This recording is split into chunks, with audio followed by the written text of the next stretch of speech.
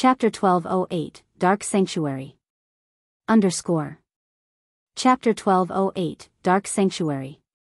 On the foggy demon island, Brute Spear directed the Flower of Seven Sins members to carry away blood-red broken pillars secretly. These broken stone pillars radiated a faint divine might, and aside from the mana directly around the pillars, they attracted all nearby mana, increasing the density significantly. The smaller stone pillars were roughly 3 meters long, a single berserker could barely carry one. The larger pillars were 7 to 8 meters high, and transporting one required several players. These blood-red pillars littered the demon altar. Hurry up. We need to move these before the other powers discover this place. Brute Spear commanded. If Sure Feng were present, he would instantly recognize these blood-red pillars.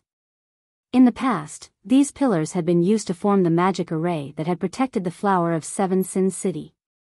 This magic array was known as the Dark Sanctuary. Under the cover of the Dark Sanctuary, the mana density within the enveloped area would reach heights that even the Tower of Four Elements could not compete with. However, this wasn't the Dark Sanctuary's greatest purpose. Rather, it was its ability to help players grow. Players could fight system-generated copies of themselves in the Dark Sanctuary's core as long as they spent enough magic crystals. Moreover, their copies could execute skills at 100% completion rate. Fighting such an opponent would help players realize their flaws and improve rapidly within a short period. Due to this magic array, countless experts had tried to join the Flower of Seven Sins. Only, the magic array Brute Spear and the others had just secured was damaged. It could not be used right away. Even so, just by gathering the blood-red pillars in a location, they could increase the area's mana density. As Brute Spear and the others transported the stone pillars, the Flower of Seven Sins members received a system notification. System: Demon God Paimon has issued a recovery order for the Soul Orb. Anyone who kills the Soul Orb's wielder will receive a bountiful reward from Demon God Paimon. You will need to pay 500 magic crystals to accept this quest. Do you wish to accept this quest? This quest is valid long-term. It can be accepted at any time and does not have a time limit.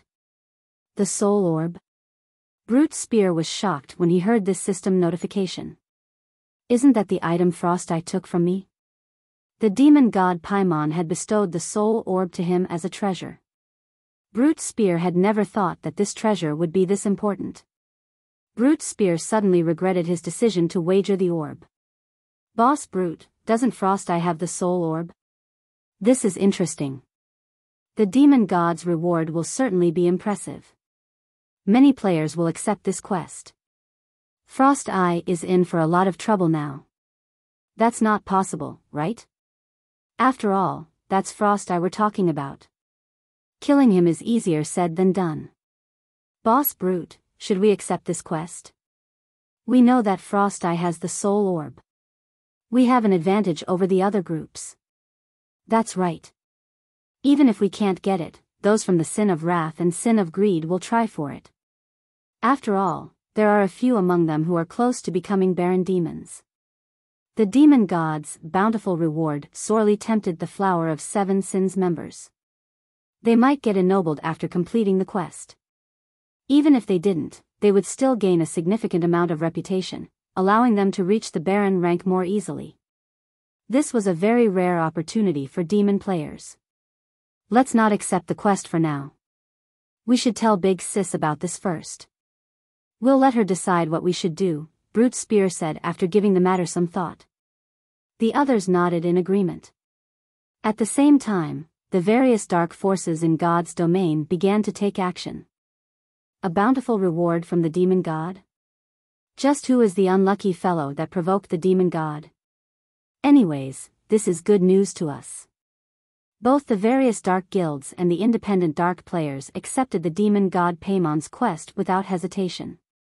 Dark players had access to fewer quests than normal players. As a result, it was extremely difficult for dark players to raise their reputation with the dark forces. They would likely earn a ton of reputation points by completing this quest, let alone the potential reward from the demon god. Elsewhere, Sure Feng arrived at the library of White River City. More players crowded the building than during his previous visits. Many magical class players were practicing their spells in the main hall, and some were even learning from the NPC instructors to improve their spellcasting accuracy. Unlike physical classes, magical class players needed a considerable amount of training to hit monsters with their spells. This was especially true after so many God's Domain evolutions. Players that had recently joined God's Domain would have a very difficult time fighting even common monsters. Hence, they needed to practice a lot more to improve themselves. Although the various starting towns had their own combat instructor NPCs, the combat basics these NPCs taught were only useful to newcomers. If one wanted to grow more powerful, they had to enter a city. Physical class players could find their instructors in the War God's Temple. As for magical class players, their combat instructors were in the city's library. These locations were the easiest places for ordinary players to enter and train. After all, locations such as the Divine Colosseum cost magic crystals. This was a price that ordinary players could not afford. This was especially true for players that had just joined God's Domain. Hence, ordinary players often visited both the War God's Temple and the library. If players wished to receive guidance from a senior instructor, they had to pay 1 silver per hour, whereas a junior instructor only cost 30 copper per hour. Even ordinary players could afford this. Hence, most ordinary players came here to train at night while spending the day in the fields engaged in battle. By doing so, they could grow stronger faster than simply fighting monsters all day. Zero Wing's members were far better off. As Zero Wing now had a 3-star guild residence, it had its own training room. Not only could the training room teach players to utilize their skills and spells, but it also taught players basic combat techniques. Neither the library nor the War God's Temple offered as much. After entering the library, Shi Feng headed to the top floor. The guards have grown stronger again? Shi Feng was slightly surprised when he saw the 2 black armored knights guarding the Star Moon Hall's entrance. Every time he visited the Star Moon Hall, the knights were stronger than before. Originally, the guards had only been level 180, tier 3 knights. Now, they were level 210, tier 3 knights. Even level 180, tier 4 NPCs would have trouble dealing with these knights. After all, the higher one's level was, the more attributes one received with each level up. A gap of 30 levels at such a high level was no trivial matter. These 2 tier 3 knights did not block Shi Feng's path into the Star Moon Hall. Rather, they opened the doors when Shi Feng came within 10 yards as if they had been instructed to do so. Seated on the throne in the middle of the hall was a golden-haired, saint-like woman. When this saintly woman saw Shi Feng, the corners of her lips curled up slightly. After some time apart, you seem to have collected a lot more treasures and coins. Chapter 1209, Promotion Quest. Chapter 1209, Promotion Quest. Currently, Charlene wore a set of exquisite, red-white robes. Although Shi Feng did not know exactly what rank the robes were, they added a hint of divinity and charm to her appearance. They also exuded a fierce divine might. Divine might. Not just any random weapon or piece of equipment possessed this kind of power. It needed to be an item once worn by a god. Moreover, the item must have absorbed some of said god's power to radiate divine might. Legendary mage robes? Shi Feng guessed. Take the 7 treasures for example. As gods had created these items personally, they exuded divine might. The fact that Charlene's robes radiated divine might proved that they were extraordinary. Most legendary items in God's Domain did not exude divine might. However, when Shi Feng saw the faint smile on Charlene's face after hearing her comment, he shuddered involuntarily. Only now did he recall that Charlene possessed a very high-rank identification skill that could even observe the contents of a player's bag space. He currently had more than 10,000 gold on him. Why are you giving me that look? Do you think I covet your 15,739 gold coins? Contempt laced Charlene's words as she spoke. After so much time, you sure have a lot more secrets. You've even gotten your hands on a treasure fragment. I wonder how angry demon god Paimon is right now. After all, he spent hundreds of years to seal that orb. Shifeng's heart began to pound. The war god's temple had been searching for the 7 treasures constantly, yet based on Charlone's tone, it seemed as if she had known the treasure of illusions whereabouts all along. Do you think I'm working for the war god's temple? Charlone said as if she had read Shifeng's thoughts. Chuckling, she said, you've sought me out to find a way to prevent Paimon from taking the treasure fragment back, right? Unfortunately, I have no way of shielding the fragment from Paimon's detection.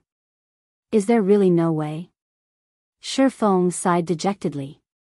If he couldn't hide the soul orb from demon god Paimon, then he would have no choice but to hand the item over to the war god's temple. Even a demon god couldn't reach the orb inside the war god's temple. However, simply handing the orb over would be a huge waste. I never said there wasn't a way. If the treasure absorbs a sufficient amount of divine power, you can remove Paimon's seal. Even Paimon won't be able to do anything about it. If you wish to keep the treasure fragment, you should find more god crystals quickly. There is nothing else anyone can do to help you. After all, we are only mortal. We have no hope of resisting gods, Charlone explained. God crystals? Shifeng smiled bitterly. He wanted to obtain a lot of god crystals. After all, he had many items that needed divine power to evolve. However, god crystals were extremely rare, even rarer epic items. Obtaining a single god crystal was extremely difficult, yet removing the first seal on the soul orb required 10 crystals. Where was he supposed to find so many god crystals? As if she had predicted Shifeng's concerns, Charlone giggled and said, others might have a hard time finding god crystals, but for you, it shouldn't be a difficult task. Not difficult for me? Why? Shifeng asked curiously. 5,000 gold consultation fee, Charlone demanded, smiling as she stretched out her hand. Shifeng rolled his eyes at the woman, inwardly cursing her for being black-hearted. However, he still handed over the 5,000 gold consultation fee. God crystals were of utmost importance. Unfortunately, he had yet to discover any clues about their whereabouts. After receiving the 5,000 gold, Charlone's smile became all the more charming. It's very simple, actually. Don't you have that ancient document on you? As long as you ask the ancient document, you'll find clues regarding God crystals. Charlone waved her hand, and in the next instant, the ancient document in Shifeng's bag appeared before him. Of course, this is only one of the clues you can use to find God crystals. The other one is the most important. Now that you've reached level 50, you can consider your Tier 2 promotion quest. I suggest you complete it as soon as possible as you don't have much time left. Initially, Shifeng wanted to curse at the woman. Of course, he knew that the ancient document possessed such an ability. After all, he had bought it from the dark auction. However, the ancient document would only provide a clue to one god crystal. He needed 10 for the soul orb. Moreover, he had a greater purpose for the ancient document. It would be wasteful to use it to find god crystals. What does my Tier 2 promotion have to do with god crystals? Shifeng asked. He simply needed to complete a quest for his Tier 2 promotion. Meanwhile, the gods themselves had used god crystals. The two were not related in the least. Have you forgotten that you own of one of the 10 great saint legacies? Charlone smiled as she took out an ancient book. She then explained, this ancient book contains records of the 10 great saint legacies. Every time you complete a promotion quest, you'll be sent into a different space. The ancient gods had left these spaces behind. Gods would have certainly stored items there. Hence, for you, it isn't a particularly difficult task to obtain god crystals. Hearing Charlone saying so, Shifeng thought back to the eternal courtyard he had visited in the Origin Sword domain. An ancient god had indeed once lived there. Moreover, he had discovered the Holy Grail in that space. However, as his strength had been limited then, he had been restricted to certain areas. Just surviving and completing his quest had been extremely difficult. He had only obtained the God Crystal due to luck. As Charlene had said, the sooner he completed his Tier 2 promotion, the better. This way, he would have more time to focus on other things. Once he had his Tier 2 class, he could explore new areas and find new treasures. Lady Charlene, may I know how I should go about completing my promotion? Shi Feng asked. Previously, he had completed his class change with the assistance of a legacy item. However, his legacy item had disappeared. If he had a normal class, he could simply go to the library or War God's temple and seek out a high-tiered instructor for his Tier 2 promotion. However, hidden classes didn't have that option. They needed legacy items to show the way. I can send you there. I charged you a friendship price the last time. This time, it will cost you 10,000 gold and an additional 188 mana stones, Charlene said, stretching out her hand as she revealed an expression that stated, "You should be thankful I am offering such a low price." When Shi Feng heard this, he very much wished to say, "Why don't you go rob a bank or something?" Others only needed to pay 50 gold for their Tier 2 promotion, yet his required 10,000 gold and 188 mana stones. Even if he had the Philosopher's Stone, he still needed 9,400 magic crystals to synthesize that many mana stones. If an independent player stood in his place, they wouldn't even be able to afford their Tier 2 promotion after reaching level 100. I am giving you a great deal here. If you went to find someone else to assist you, they'll have to be a Tier 5 magical class, and you'd need 3 of them. Hiring 3 such existences will cost you a fortune. On the other hand, I'm only charging 10,000 gold, Charlene explained. Alright, then. However, I don't have that many mana stones on hand right now, and I need to prepare. When Shi Feng heard that he needed 3 Tier 5 magical class NPCs to help him, he understood that this promotion quest of his was nothing ordinary. Most likely, only an NPC like Charlene could help him. Any other NPC with the required strength would be incredibly rare. Following which, Shi Feng left the library, rushing back to the candlelight trading firm. On his way, Melancholic Smile contacted him, an excited expression on her face as she said, "Guild leader, good news. Abyss has successfully constructed the first advanced transport carriage." Chapter 1210, Modified Advanced Transport Carriage. Chapter 1210, Modified Advanced Transport Carriage. He's done already? Shi Feng grew ecstatic when he heard Melancholic Smile's report. Advanced transport carriages were not that easy to construct. Even with all the required materials, it was possible that certain parts wouldn't meet the system standards, which would result in failure during the final assembly. These faulty parts would need to be remade, and the carriage would have to be reassembled. These various processes were extremely taxing in both time and energy. However, as long as the advanced transport carriages were complete, they would massively assist Stone Forest Town's development. Stone Forest Town's reconstruction was already complete. However, the transport carriages, the key to unlocking the intermediate town's true potential, were still missing. Although it was possible to rent ordinary carriages from NPCs, those carriages could hold up to 4 players at a time. Moreover, the rental price was relatively high. The amount of time one could save with these carriages was also minimal as their speed was on par with common mounts. If ordinary players were asked to spend 40 copper just to save 5 hours, they would likely choose to walk the entire way. Hence, for the moment, Shi Feng had set the fee for using the rented carriages at 30 copper per player. With this, he may not make a profit, but he wouldn't lose money, either. If they could have a fleet of advanced transport carriages now, they could solve many problems. First, the speed of an advanced transport carriage was on par with a mysterious iron mount. Second, it was capable of carrying up to 20 players at a time. With these 2 factors, they would make quite an income by just offering players transportation. Furthermore, advanced transport carriages could carry cargo. An advanced transport carriage could carry up to 60 non-bag space items. In player towns, a wandering NPC merchant stock depended on the town's transportation services. This was because the majority of a wandering merchant's goods were non-bag space items.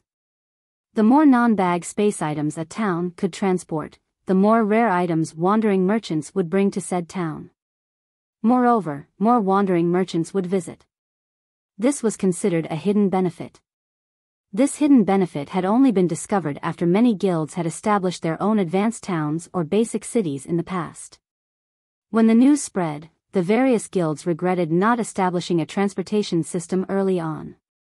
Otherwise, they would have attracted far more players with the wandering NPC merchants. Moreover, as a town or city attracted more wandering merchants, it would unlock another hidden benefit, a mystery shop. The mystery shop mainly sold mystery treasure chests. As its name suggested, one had a random chance of obtaining all sorts of items from the mystery treasure chest, such as potions, weapons, equipment, magic scrolls, food, beverages, and far more. If one were lucky, they could even obtain dark gold weapons and equipment. It had been very popular among players. However, while the mystery shop had an unlimited number of mystery treasure chests in stock, players could only purchase 5 mystery treasure chests per day at most. Each treasure chest sold for 2 silver coins. After players purchased a certain number of mystery treasure chests from the mystery shop, they could become members of the shop. By then, players could enter the shop's second floor, competing for a limited number of up-to-date and rare weapons, equipment, and tools. Even the most inferior among these items was secret silver rank, and players had often found fine gold items. While very rare, dark gold items would also appear from time to time.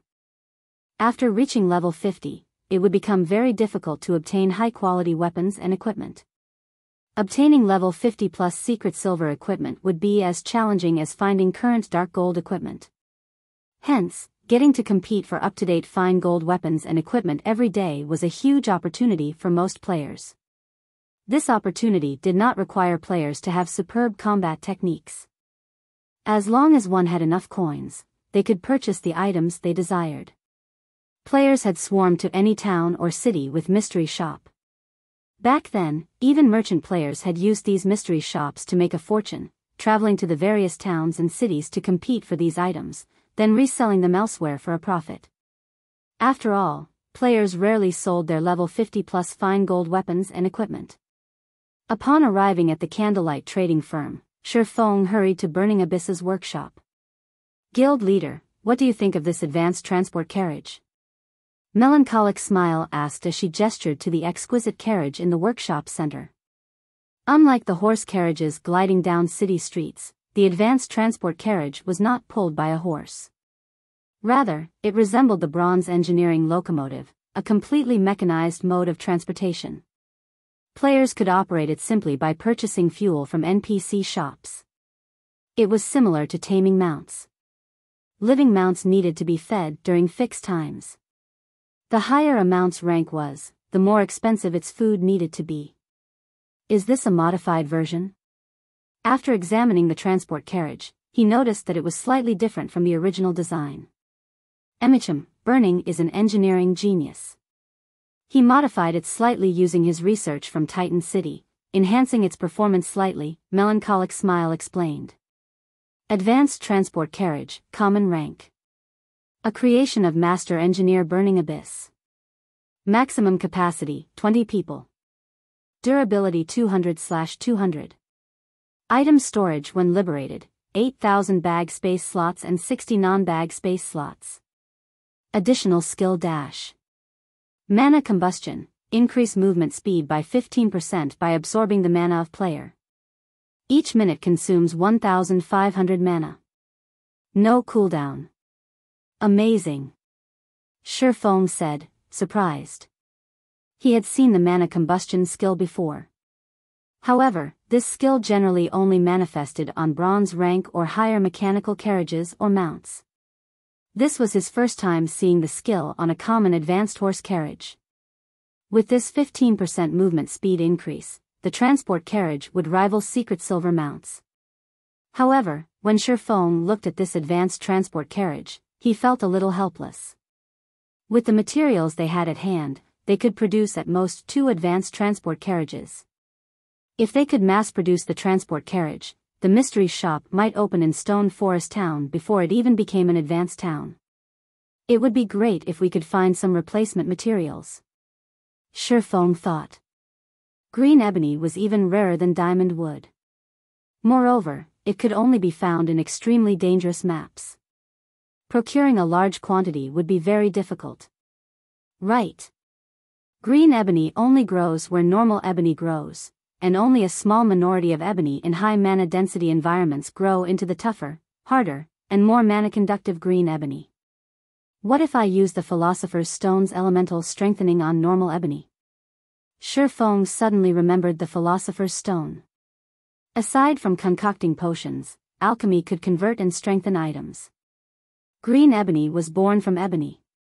It was definitely worth giving the Philosopher's Stone a try. Ebony was not a particularly rare material in God's domain. One could even say that it was a very common type of wood. If he could transform ebony into green ebony, he could save himself plenty of trouble. Mass-producing the advanced transport carriage would no longer be a challenge. Thinking up to this point, Shi Feng had melancholic smile retrieve some ebony from the candlelight trading firm's warehouse while he retrieved the Philosopher's Stone from his personal warehouse. Chapter 12:11, Soul Water. Chapter 12:11, Soul Water. In the first floor hall of the candlelight trading firm. Due to the exotic stamina potion's recent launch, not only had the candlelight trading firm become the most popular place in White River City, but it had also become a holy land for lifestyle players. Every day, a large number of lifestyle players visited the candlelight trading firm to take its entry test. Among the kingdom's trading firms, the candlelight trading firm employed the most lifestyle players. In addition, it was the only place that had the basic meditation room. Everyone had thought little of the basic meditation room when it had first appeared. However, shortly after, a large group of advanced lifestyle players had suddenly emerged in the candlelight trading firm. Even if they didn't acknowledge that the basic meditation room had anything to do with it, it was difficult to deny the truth. How else would they explain the sudden addition of so many advanced lifestyle players in the candlelight trading firm? Lifestyle players' status rose with each passing day. Advanced lifestyle players, in particular, enjoyed generous benefits.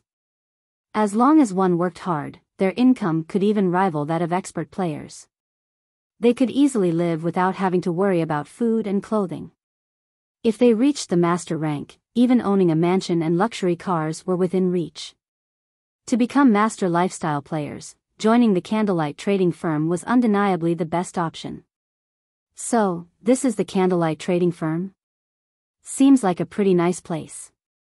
As a large group of independent lifestyle players lined up by the first floor hall's staircase, awaiting their turn to be tested, a female player in dark gray robes entered the trading firm and nonchalantly commented. This female player was none other than Silent Wonder, whom Shi Feng had invited to work for the candlelight trading firm. Silent Wonder's comment instantly attracted many lifestyle players' attention as they all turned to look at her.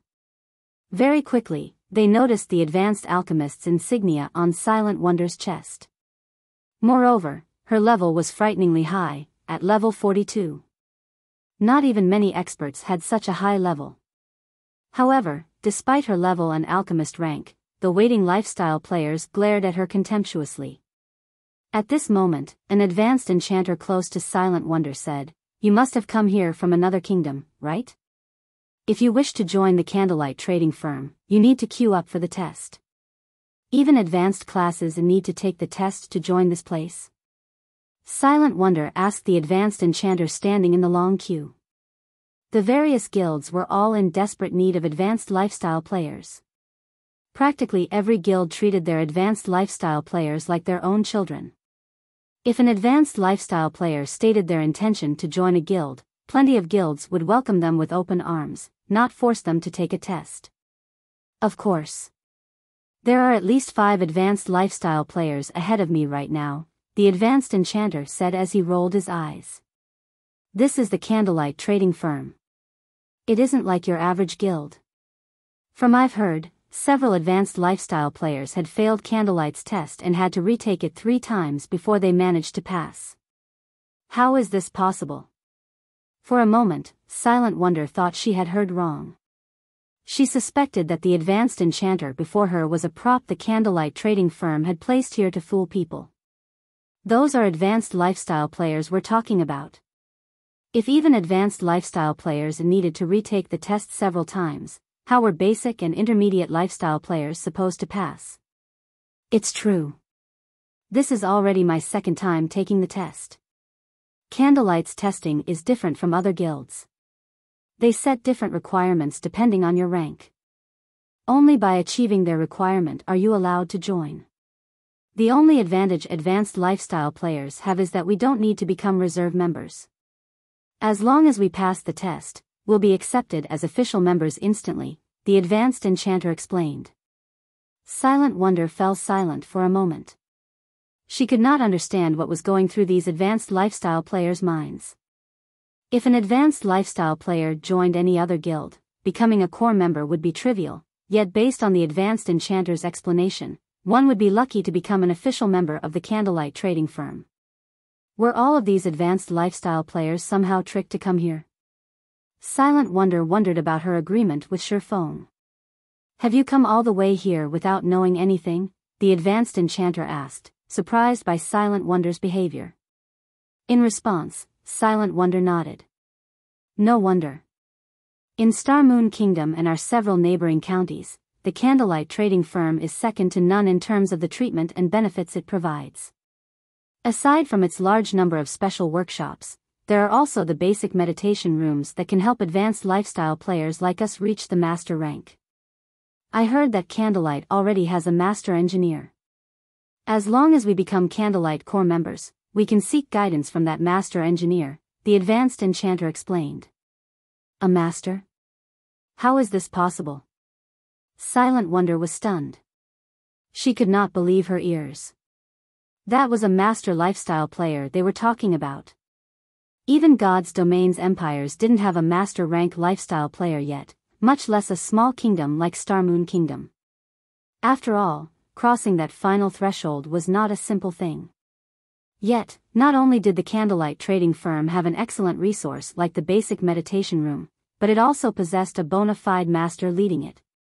Any advanced lifestyle player seeking to become a master would be more than eager to learn about a master's experience. So, he really wasn't lying.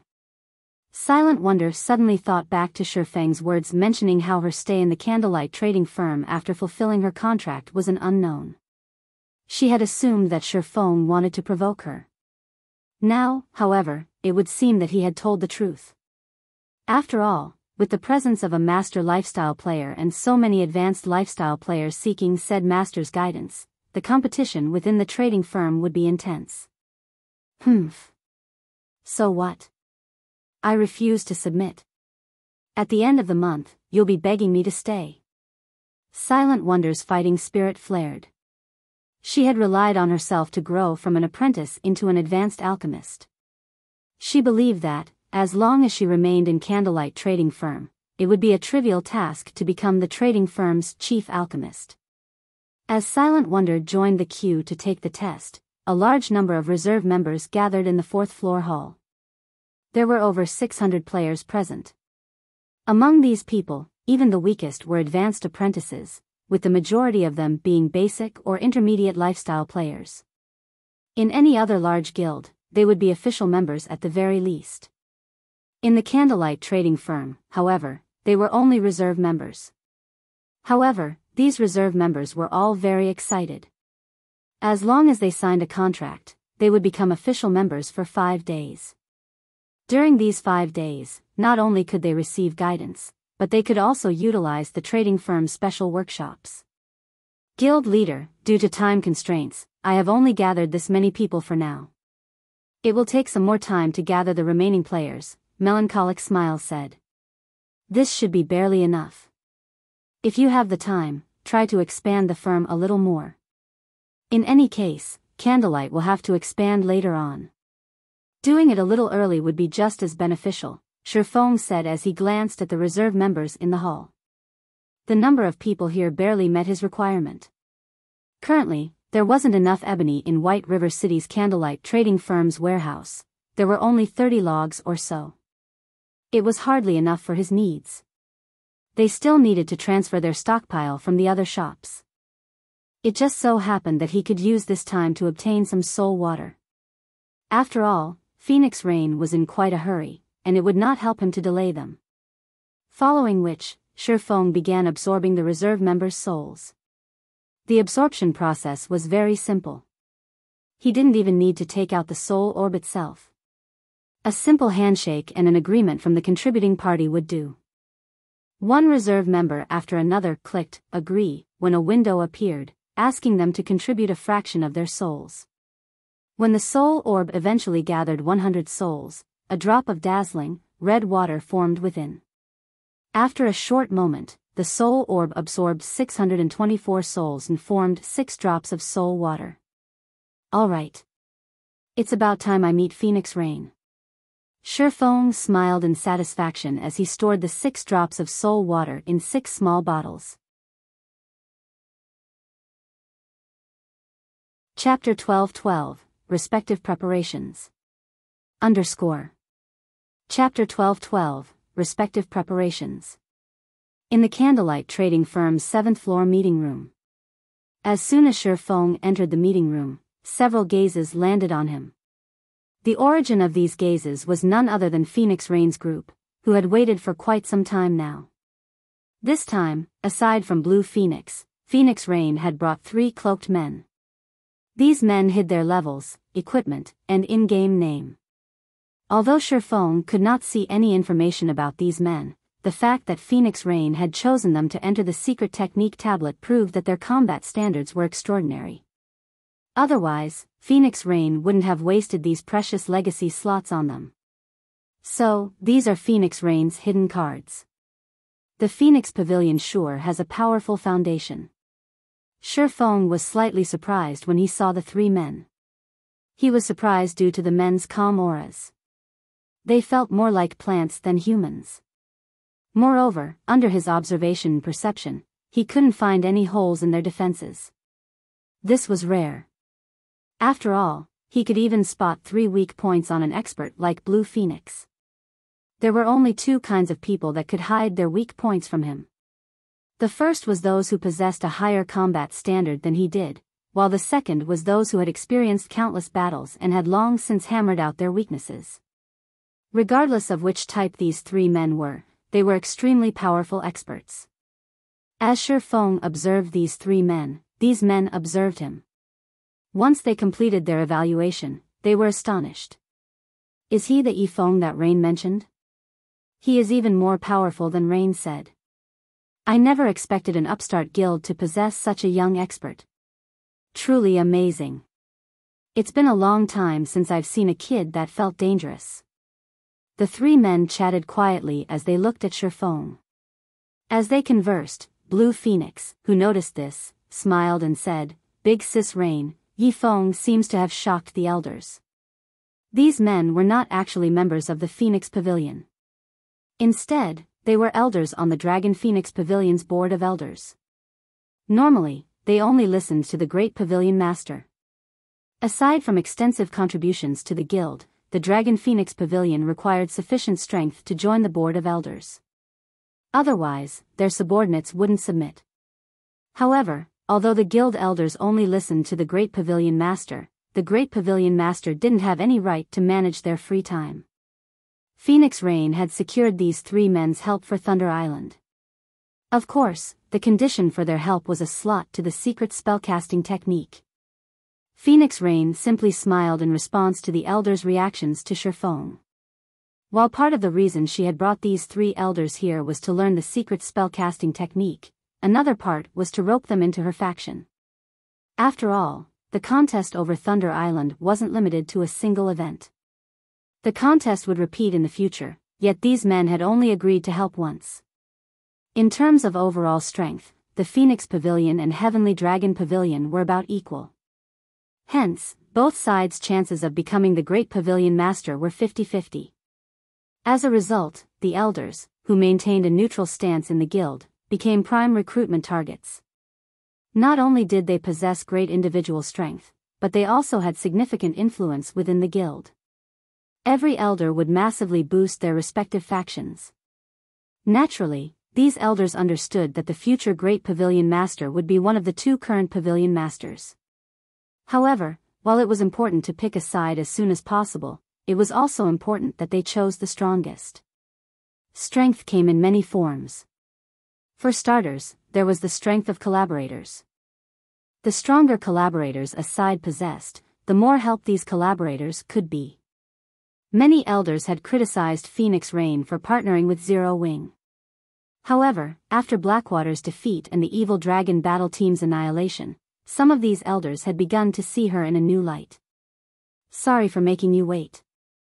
I had some preparations to see to. Now that we're here, let's begin, Shifeng said as he approached the meeting table. He then took the bronze tablet from his bag. The instant the bronze tablet appeared, the three Dragon Phoenix Pavilion elders' eyes shone, their yearning for the bronze tablet overflowing. Although the Dragon Phoenix Pavilion had several secret technique tablets of their own, none were for magical classes. While they could not deny the usefulness of those secret techniques, in terms of benefits to magical class players such as themselves, those techniques paled in comparison to the secret spellcasting technique. Team leader Yifeng, I believe you know about the secret technique tablets. If you want the best effect from the legacy, it is best if you prepare tools that can assist players in increasing their focus. This way, you can earn twice the reward with half the effort, Phoenix Rain suggested. If your side hasn't prepared, I have a few bottles of magic wine that I can share. When consumed, one experiences similar effects to being in the trial tower, and each bottle has a duration of 30 minutes. As Phoenix Rain said so, she removed several bottles from her bag. She had produced these bottles of magic wine with the epic tool she had won in the dark auction. I didn't expect Rain to be so generous. The materials needed to brew the magic wine are very rare, and she has only brewed a small number. If she gives away some of her own share, she'll miss plenty of opportunities later inside the secret technique space. This can't be helped. Tools capable of increasing a player's focus are simply too rare. At the end of the day, Zero Wing is still an upstart guild with weak foundations. I have heard that Zero Wing intends to participate in the contest for Thunder Island. Now that Rain is helping them, they will be more useful on Thunder Island. Previously, I heard that Pantheon's people had sought Rain out to discuss a partnership. If that child had agreed, she wouldn't have to sacrifice her own resources like this. The three elders discussed Phoenix Rain's actions. The secret spellcasting technique was the only reason they had agreed to help Phoenix Rain on Thunder Island. Otherwise, they wouldn't have poked their noses into such a troublesome matter. Phoenix Rain and Nine Dragons Emperor were equally powerful. However, the difference between their collaborators was obvious at a glance. While they did not mean to belittle Zero Wing, Nine Dragons Emperor had partnered with the Super Guild King's return. Moreover, recently, Miracle had also agreed to a non-aggression pact with Nine Dragons Emperor for the contest on Thunder Island. Nine Dragons Emperor's advantages far outstripped Phoenix Rain's. Just as Phoenix Rain was about to reveal another bottle of magic wine, Shifeng shook his head and said, "Thank you for your goodwill, but we have come prepared." "You already have them?" Phoenix Rain could not help her astonishment. She hadn't expected Zero Wing to have such a foundation. Before she had won the epic tool that produced magic wine, the Phoenix Pavilion had only had a few tools that improved a player's concentration. Meanwhile, Aqua Rose and the others, who stood by the side, weren't surprised in the least. If one wanted to discuss tools that improved focus, nothing throughout Star Moon Kingdom and its several neighboring kingdoms and empires could compare to the 100-berry wine. The 100-berry wine's effects were simply wondrous. Unfortunately, the supply was limited. To improve their efficiency with learning the secret spellcasting technique, Shifeng had given each of them 5 bottles. "Aqua, you guys take these. Each person only gets 1 bottle," Shifeng said before revealing 5 bottles of soul water. The crimson droplet within the glass bottles immediately attracted everyone's attention. The instant Feng took out these glass bottles, everyone present thirsted for the soul water. Even a fool could tell how amazing the soul water was. When Aqua Rose and the others held the soul water, they could not help but take a deep gulp, their minds practically shouting at them to consume the soul water. How could such a frightening tool actually exist? The three elders were dumbfounded as they stared at the soul water in wonder. Chapter 12-13, Supersensitive State. Chapter 12-13, Supersensitive State. Phoenix Rain was similarly shocked and she saw the soul water. There were plenty of delicacies in God's domain. However, those were only attractive in terms of taste and smell. However, the soul water was different. It emanated a powerfully attractive aura. It seems that I really have underestimated you. Phoenix Rain chuckled as she shook her head. Previously, she worried that Zero Wing's 5 members would waste the legacy slots. However, that concern seemed unfounded.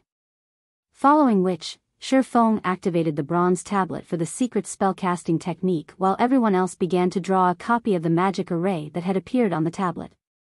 As the basic magic arrays began taking form, they resonated with the array on the bronze tablet. A black hole then formed on the tablet, pulling everyone but Feng into it. In the blink of an eye, Feng was alone in the meeting room. I've done all I can. How much you grow will depend on you now. Feng glanced at the now empty space where Aqua Rose and the others had stood before turning and leaving the room. Elsewhere, after being pulled into the black hole, Aqua Rose and the others were transported to the entrance of a 9-story tall, golden temple. The temple was nearly 600 meters tall, looming like a large mountain. Its appearance alone shocked Aqua Rose and the others. This temple also radiated a suffocating pressure, making everyone's movements extraordinarily sluggish. So, this is the secret technique space? Aqua Rose and the others looked around curiously. The pair of bronze doors before them was tightly shut, and it did not seem as if they could enter the temple at the moment. 2 large words had been carved into the doors. Bronze Temple. Suddenly, the figure of an old man with a hunched back appeared before the doors. This old man wore a kind expression. However, as these players inspected the man carefully, they discovered that, despite only being a phantom, he was incredibly strong. Bronze Temple Guardian, Phantom, Grand Wizard. Level. HP. / A Grand Wizard was the Tier 5 class of an elementalist. Even in empires, a Grand Wizard was an apex existence. Even emperors had to treat these powerhouses with respect. Although the Grand Wizard before them was only a phantom, he was still an invincible existence compared to Tier 1 players like Aqua Rose and the others. Heaven-blessed individuals, welcome to the Bronze Temple. You are only allocated 6 hours of legacy time. However, you can extend this legacy time with your performance.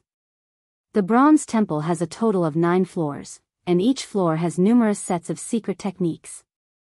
You are only allowed to pick one set from each floor each time you enter the Bronze Temple. However, as you have come to this place through an incomplete tablet, there is only one complete set available inside the Bronze Temple. The rest are incomplete. Of the temple's 9 floors, you have one chance to learn one aspect of the complete legacy from each floor. Although you may acquire the complete legacy on the first floor for free, you will have to defeat a predetermined opponent to obtain the complete legacies on the remaining floors. The more floors you clear, the longer you may visit the Bronze Temple. When you pass the second floor, you will gain 1 extra hour inside, 2 hours for passing the third floor, 4 hours for the fourth floor, and so on. You only have one chance to learn from each floor. Regardless of how many times you return here in the future, if you cannot pass the last floor you reached, you cannot obtain more legacies. Please keep this in mind. When the Bronze Temple Guardian finished speaking, he vanished. Following which, the bronze gates slowly opened. So, this is how it works. Realization dawned on Aqua Rose. It was no wonder why it was mentioned that the first entry into a secret technique tablet was the most effective, while subsequent entries would be less so. After all, the higher a player's skill level, the more difficult it would be to improve. This was similar to skill completion rates. The closer one was to reaching 100% completion rate, the more difficult it would be to raise it. If a player reached the 4th floor on their first attempt, but couldn't reach the 5th floor during their second attempt, then they wouldn't obtain any legacies. They would have wasted a trip. Aqua Rose and Phoenix Rain's group of 10 entered the Bronze Temple. The Bronze Temple's first floor had a similar setup to a football stadium. A massive, magic water ball dominated the center of this stadium. It was obvious that the players were supposed to receive their legacies from this liquid orb. As this wasn't the first time Phoenix Rain's group had entered a secret technique space, they habitually retrieved their magic wine from their bags and drank it. Without hesitation, they approached the water ball in the center. In the next moment, Phoenix Rain's group of 5 entered the water ball and disappeared as if they had been transported to a different space. "Big sis Aqua, let's go, too," Violet Cloud said excitedly. The secret spellcasting technique was a combat technique tailored for magical classes. If she could grasp it, she could definitely improve her techniques. "Emicham, let's enter as well." Aqua Rose nodded. She then took out the soul water from her bag and drank it. Soul water, when consumed, increases players' focus for 2 hours. Cooldown, 10 hours. The instant Aqua Rose drank the soul water, she felt as if she had somehow left her body. Her mind experienced a calm like never before, and she felt physically stronger and more agile than ever. When she tried to recall the void steps she had previously learned, countless thoughts and inspiration bombarded her mind. Aqua Rose hadn't been aware that consuming the soul water placed one in a supersensitive state. This state was far beyond what players experienced even in absurdly high mana-dense environments. The guild leader really is impressive. This soul water is at least 10 times stronger than the 100-berry wine, Alluring Summer commented in astonishment. When she had first joined Zero Wing, she had been thoroughly impressed by the 100-berry wine. The beverage had helped her improve significantly within a short time, allowing her skill completion rate to rise from 80% to 82%, yet after so long in Zero Wing, she had only reached an 85% skill completion rate. Although this increase seemed minute, in reality, her spells had undergone a qualitative transformation. As for Zhao Yueru, she was at a loss for words. The more she knew about Shifeng, the more mysterious he seemed. Shifeng was a Pandora's box, hiding countless secrets.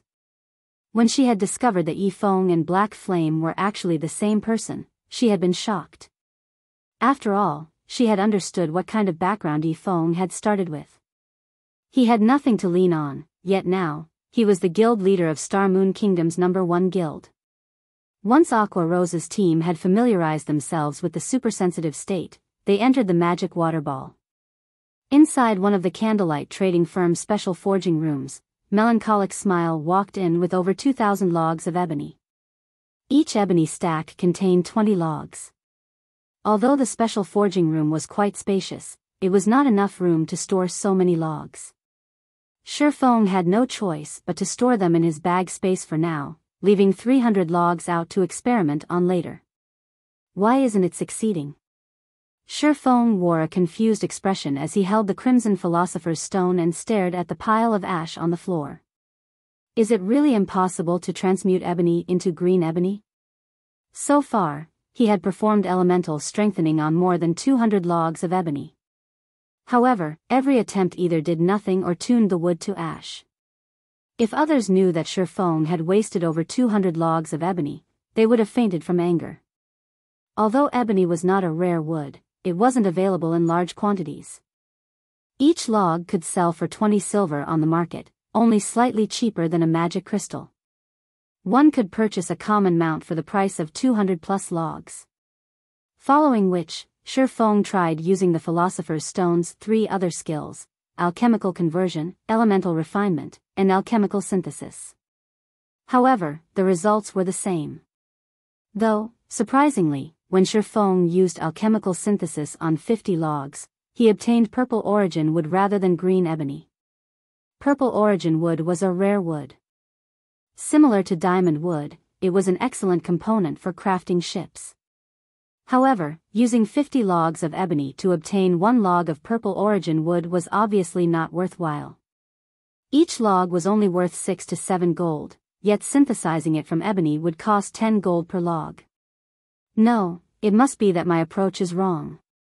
Shifeng suddenly thought of something after seeing his repeated failures. The reason ebony could become green ebony was its mana density. Green ebony only manifested where the mana density was quite high. This was also why green ebony was so rare. If there isn't enough mana, I'll have to supply it. Shifeng smiled. He then took a large pile of magic crystals from his bag and used them to fuel elemental strengthening. On his first try, he used 1 magic crystal. Although the strengthening failed, the ebony remained intact. On his second try, he used 2 crystals. The results were the same. It's no good even with 29 magic crystals. Shifeng was speechless. However, he had no choice but to grit his teeth and continue trying. He then used 30 magic crystals to strengthen the log of ebony before him. As the magic crystals began to disintegrate, the mana within them surged into the log of ebony. Immediately, the sound of a system notification reached Shifeng's ears. System, congratulations. Strengthening successful. You have obtained green ebony. Chapter 1214, Raising Fame.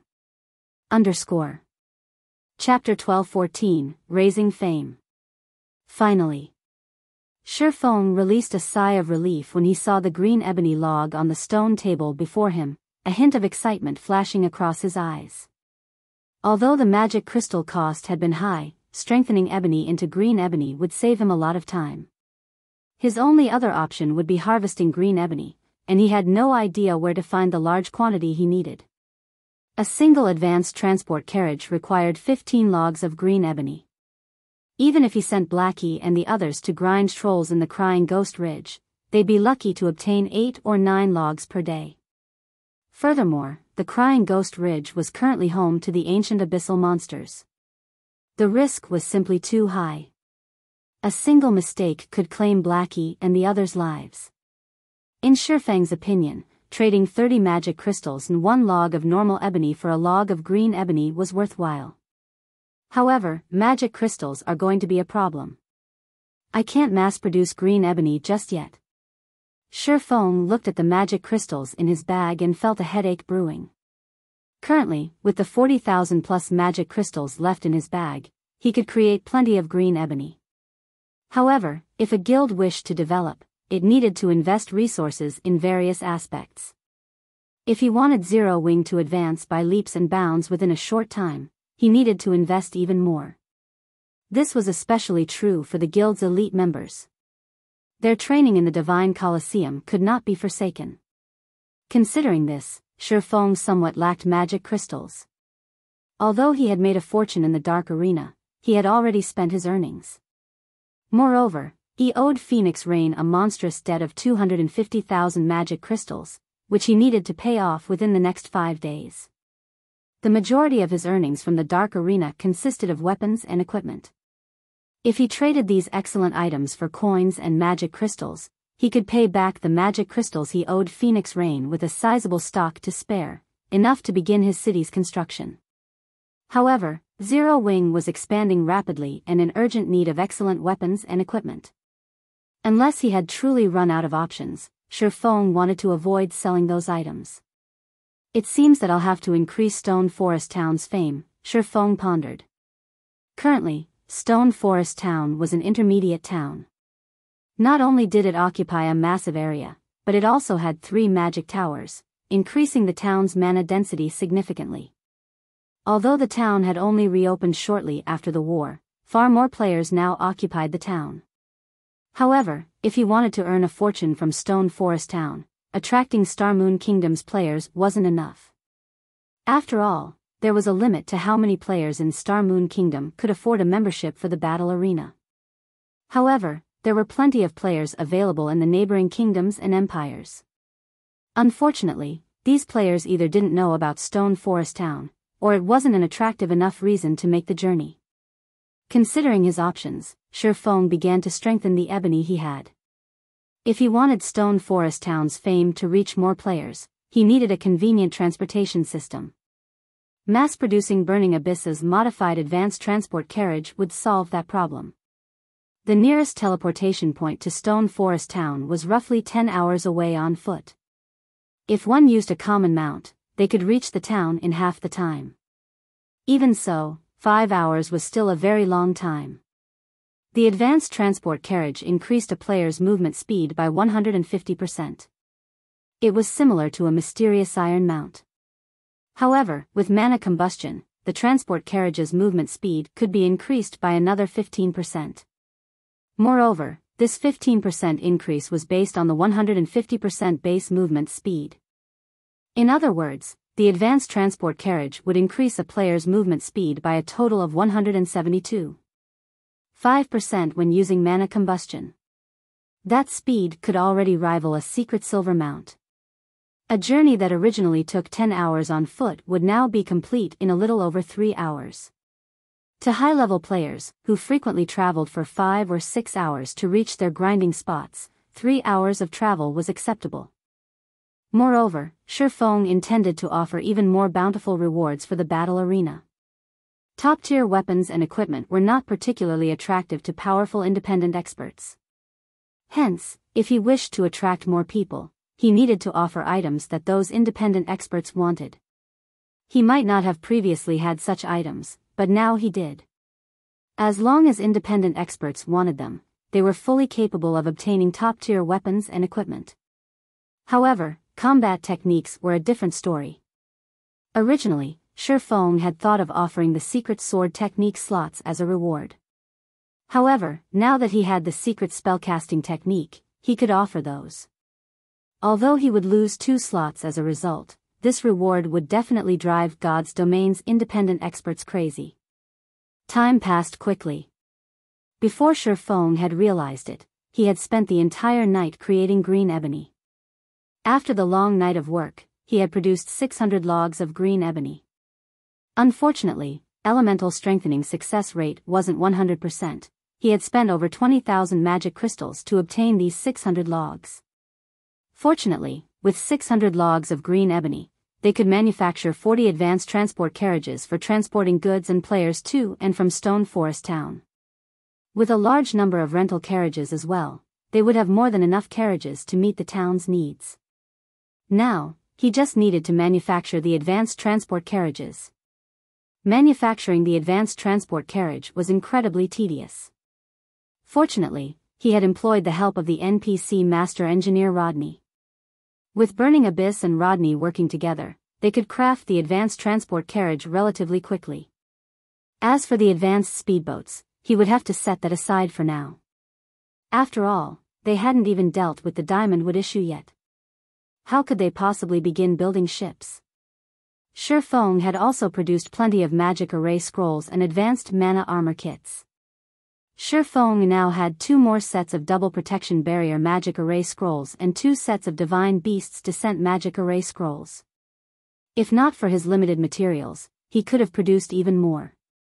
As for the advanced mana armor kit, Shi Feng had forged over 600. Aside from a fraction reserved for guild members, he intended to use the remainder to lure customers to the Candlelight trading firm and as daily rewards for the Battle Arenas tournament. Time sure flies by. However, these advanced mana armor kits should last us for quite some time. Now, I just need to inform players in other countries, Shi Feng said as he smiled in satisfaction. The advanced mana armor kit was exclusive to Zero Wing and the Candlelight trading firm. It was also one of the best available armor kits currently. With the addition of the secret spellcasting technique, he could already imagine the commotion Stone Forest Town would cause. Neither the advanced mana armor kits nor the secret spellcasting technique could be purchased with coins. Most likely, even independent experts would not be able to hold themselves back from joining the Battle Arenas tournament. As Shi Feng was about to write a post on the official forums, Melancholic Smile contacted him. Guild leader, the Phoenix Pavilion Master has emerged from the secret technique space and said she wishes to discuss something with you. She is waiting in the top floor meeting room. She's out already? Shi Feng could not help his surprise. From what she had heard from Phoenix Rain, even a powerful expert could easily remain in a bronze secret technique space for over 12 hours, much less an expert like Phoenix Rain, yet only 10 hours had passed. Logically, she should not be out so soon. Chapter 12-15, Super Large Scale Team Dungeon. Chapter 12-15, Super Large Scale Team Dungeon. The Candlelight Trading Firm's top-floor meeting room. As soon as Shi Feng entered the room, he noticed the change in Phoenix Rain, who was currently sat beside a French window.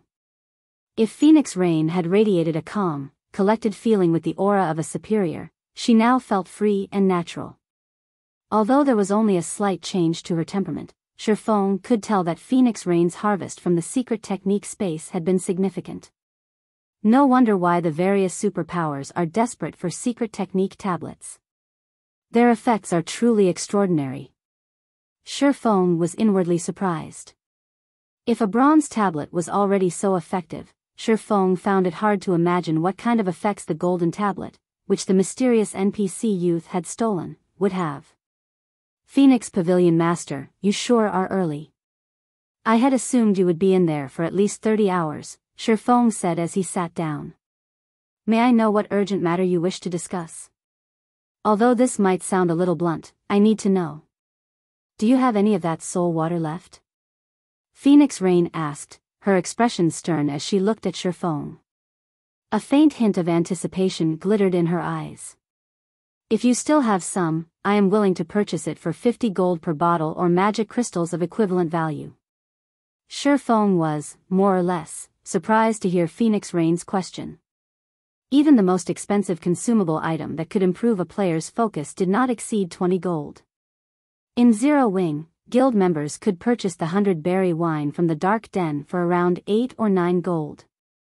Yet, Phoenix Rain had offered to buy soul water for 50 gold per bottle without hesitation. Phoenix Pavilion Master, why are you suddenly so interested in the soul water? Shi Feng asked curiously. It was impossible to determine the soul water's effects based on its description. Only by testing it personally would one understand its benefits. He had obtained a total of 6 drops of soul water and had stored them in 6 separate glass bottles, 5 of which he had already given to Aqua Rose and the others. He had saved the last bottle for himself in case he needed its effects. Logically, Phoenix Rain shouldn't have any way of knowing the soul water's true value. It's difficult not to notice the soul water's effects even if I don't want to. Team Leader Yi Feng, you've never entered a secret technique space, so you might not fully understand the situation. Inside a bronze rank secret technique space, anybody capable of reaching the 4th floor in 6 hours on their first attempt should be able to comprehend the legacy they chose easily. Those with talent might even be able to reach the 4th floor in less than 6 hours. As for reaching the 6th floor in 6 hours, extremely few geniuses have ever managed the feat, revealing a bitter smile. Phoenix Rain continued, however, among Aqua Rose's group, even the weakest one among them reached the 6th floor within 6 hours, while the other 4 reached the 7th floor. Although she acknowledged that Aqua Rose and the others were quite talented, the fact that the weakest among them had reached the 6th floor within 6 hours was something she could not accept. Throughout the Dragon Phoenix Pavilion, the number of people that had managed to reach the 6th floor in a bronze secret technique space in 6 hours could be counted on one hand. Every one of these people was a monster that had already reached the domain realm. But what of Aqua Rose and the others? Even the strongest among them had only reached the refinement realm and wasn't even close to the flowing water realm, much less grasping a domain. Yet, Aqua Rose and the others' performance was astonishing. She would never believe that someone could rely on their own abilities to achieve such a result. The only possibility Phoenix Rain could think of was the soul water Shi Feng had given the girls before they entered. So, that's the issue. Realization dawned on Shi Feng. I do still have some soul water. However, it's far too valuable. I don't have a lot on hand right now. If you would like some, I can trade them to you, but I want neither coins nor magic crystals. Rather, I would like to borrow the Dragon Phoenix Pavilion's strength to help me with something. Once the task had been completed, I'll give you 10 bottles of soul water. Selling the soul water was the most foolish thing he could do. He wouldn't even sell the liquid if someone offered him 300 gold per bottle, not to mention 50 gold. 100 souls were required to make a single drop of soul water. This limited the soul water's production. He didn't even have enough for his own guild members, not to mention selling it to others. Moreover, if he mass-produced the soul water, the soul orb would be exposed. 10 bottles? Phoenix Rain pondered. 10 bottles of soul water wasn't nearly enough. She wouldn't even be able to supply her direct subordinates. However, after giving the matter some thought, she found it reasonable. The soul water could enhance a player's comprehension and allow them to reach the 7th floor of a bronze temple within 6 hours. How could such a treasure be available in large quantities? Although a bronze secret technique was the easiest secret technique to learn, it was still extremely difficult to complete all 9 floors. Not one player throughout the Dragon Phoenix Pavilion had comprehended an entire set of bronze-rank combat techniques. If she could get her hands on the soul water, however, someone in the guild might. Comprehending a combat technique to the 7th floor would already massive boost one's combat power. If one fully comprehended a complete bronze combat technique, their combat power would soar. May I know what you wish to use the Dragon Phoenix Pavilion's strength for? Phoenix Rain asked. It's very simple. You just need to help me raid a dungeon, Shifeng said, chuckling. Raid a dungeon? Phoenix Rain asked, confused. Zero Wing already has so many experts. Are they not enough? Zero Wing indeed had a vast collection of experts. Raiding a level 45, 100-man team dungeon shouldn't be an issue. While Hell mode might be challenging, once the team reached level 45, even that shouldn't pose as a problem for Zero Wing. No, they are not enough. I want to borrow at least 100 people, Shifeng said after considering the matter. 100. Are you trying to raid? Phoenix Rain suddenly recalled a specific dungeon. That's right. The level 50, super large-scale team dungeon, Flaming Ruins. Shifeng nodded. In God's domain, the largest team dungeons before level 50 were 100-man team dungeons. However, after level 50, super large-scale team dungeons would unlock. The minimum number of players required to enter these super large-scale dungeons was 200, while the maximum was 500. There was only one level 50, super large-scale team dungeon throughout Star Moon Kingdom, the Flaming Ruins. If he wanted to turn Stone Forest Town into a holy land for players, obtaining the first clear of the Flaming Ruins was of the utmost importance. The various large guilds in God's domain were also preparing for such dungeons. If one could obtain the first clear of a level 50, 100-man Hell mode team dungeon, they would obtain a 3-star guild residence promotion order.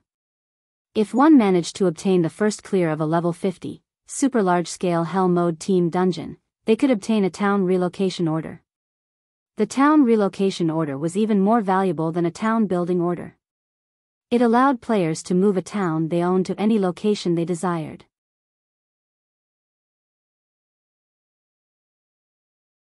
Chapter 12:16, Stone Forest Town's Shocking Transformation. Chapter 12:16, Stone Forest Town's Shocking Transformation. The Flaming Ruins? Phoenix Rain fell into deep thought as she looked at Shifeng. A short moment later, she said, "All right, I promise you. Notify me in advance when you're going to raid the Flaming Ruins. When the time comes, I'll ready the necessary manpower. However, I'll say this first. You should know that the death penalty of a super large-scale team dungeon is greater than that of a large-scale team dungeon. If we suffer 3 team wipes, I'll withdraw my men. I also won't return the 10 bottles of soul water. The difficulty of a super large-scale normal mode team dungeon could rival that of a 100-man Hell mode team dungeon." While she wasn't trying to belittle Zero Wing, she believed that even if Zero Wing sent a 100-man team consisting entirely of level 50, Tier 2 players, it would be impossible for them to obtain the first clear of a level 50, 100-man Hell Mode Team Dungeon. She also had no intention of sending her own experts to their deaths. That won't be a problem, Shifeng replied without hesitation. In the past, the various large guilds had not placed much importance on super large-scale team dungeons, because the items dropped in these dungeons were basically the same as the ones obtained in 100-man large-scale team dungeons. Rather than waste time raiding the more difficult super large-scale team dungeons, raiding several large-scale team dungeons was much more efficient. However, there were bound to be some players and teams that loved to challenge their limits. Eventually, after continuous efforts, a team had managed to obtain the first clear of a super large-scale team dungeon. Back then, many people had expressed their contempt for these people. After all, while these people were busy suppressing their levels and raiding a level 50 super large-scale team dungeon, mainstream players had long since exceeded them by over 20 levels. Even if they managed to obtain top-tier equipment from the dungeon, such an enormous gap in levels would render the advantage of having such equipment meaningless. Only epic items would be of any value, yet epic items rarely dropped even in super large-scale team dungeons. Hence, raiding such a dungeon was simply not worth the effort. However, nobody could have ever imagined that one could actually obtain a town relocation order from these seemingly worthless super large-scale team dungeons. It was common knowledge that the NPC towns players captured had their locations fixed. Meanwhile, if one wished to upgrade a basic town into an actual city, they would have to invest an astronomical amount of resources as well as plenty of time and effort. If developing even one town was already so tedious, one could just imagine how troublesome it would be to develop multiple towns. Not to mention, the NPC towns captured would eventually become outdated. Take Stone Forest Town for example. Due to the town's location next to a regional dungeon like the Stoneclaw Mountains, it became a travel destination for both players and guilds. However, once mainstream players went past level 50, they would no longer be able to enter the regional dungeon. One could just imagine the outcome of such a situation. At that time, the town would definitely lose its popularity, and its development would stagnate. Even with the support of the battle arena, it would be very difficult to keep the town alive.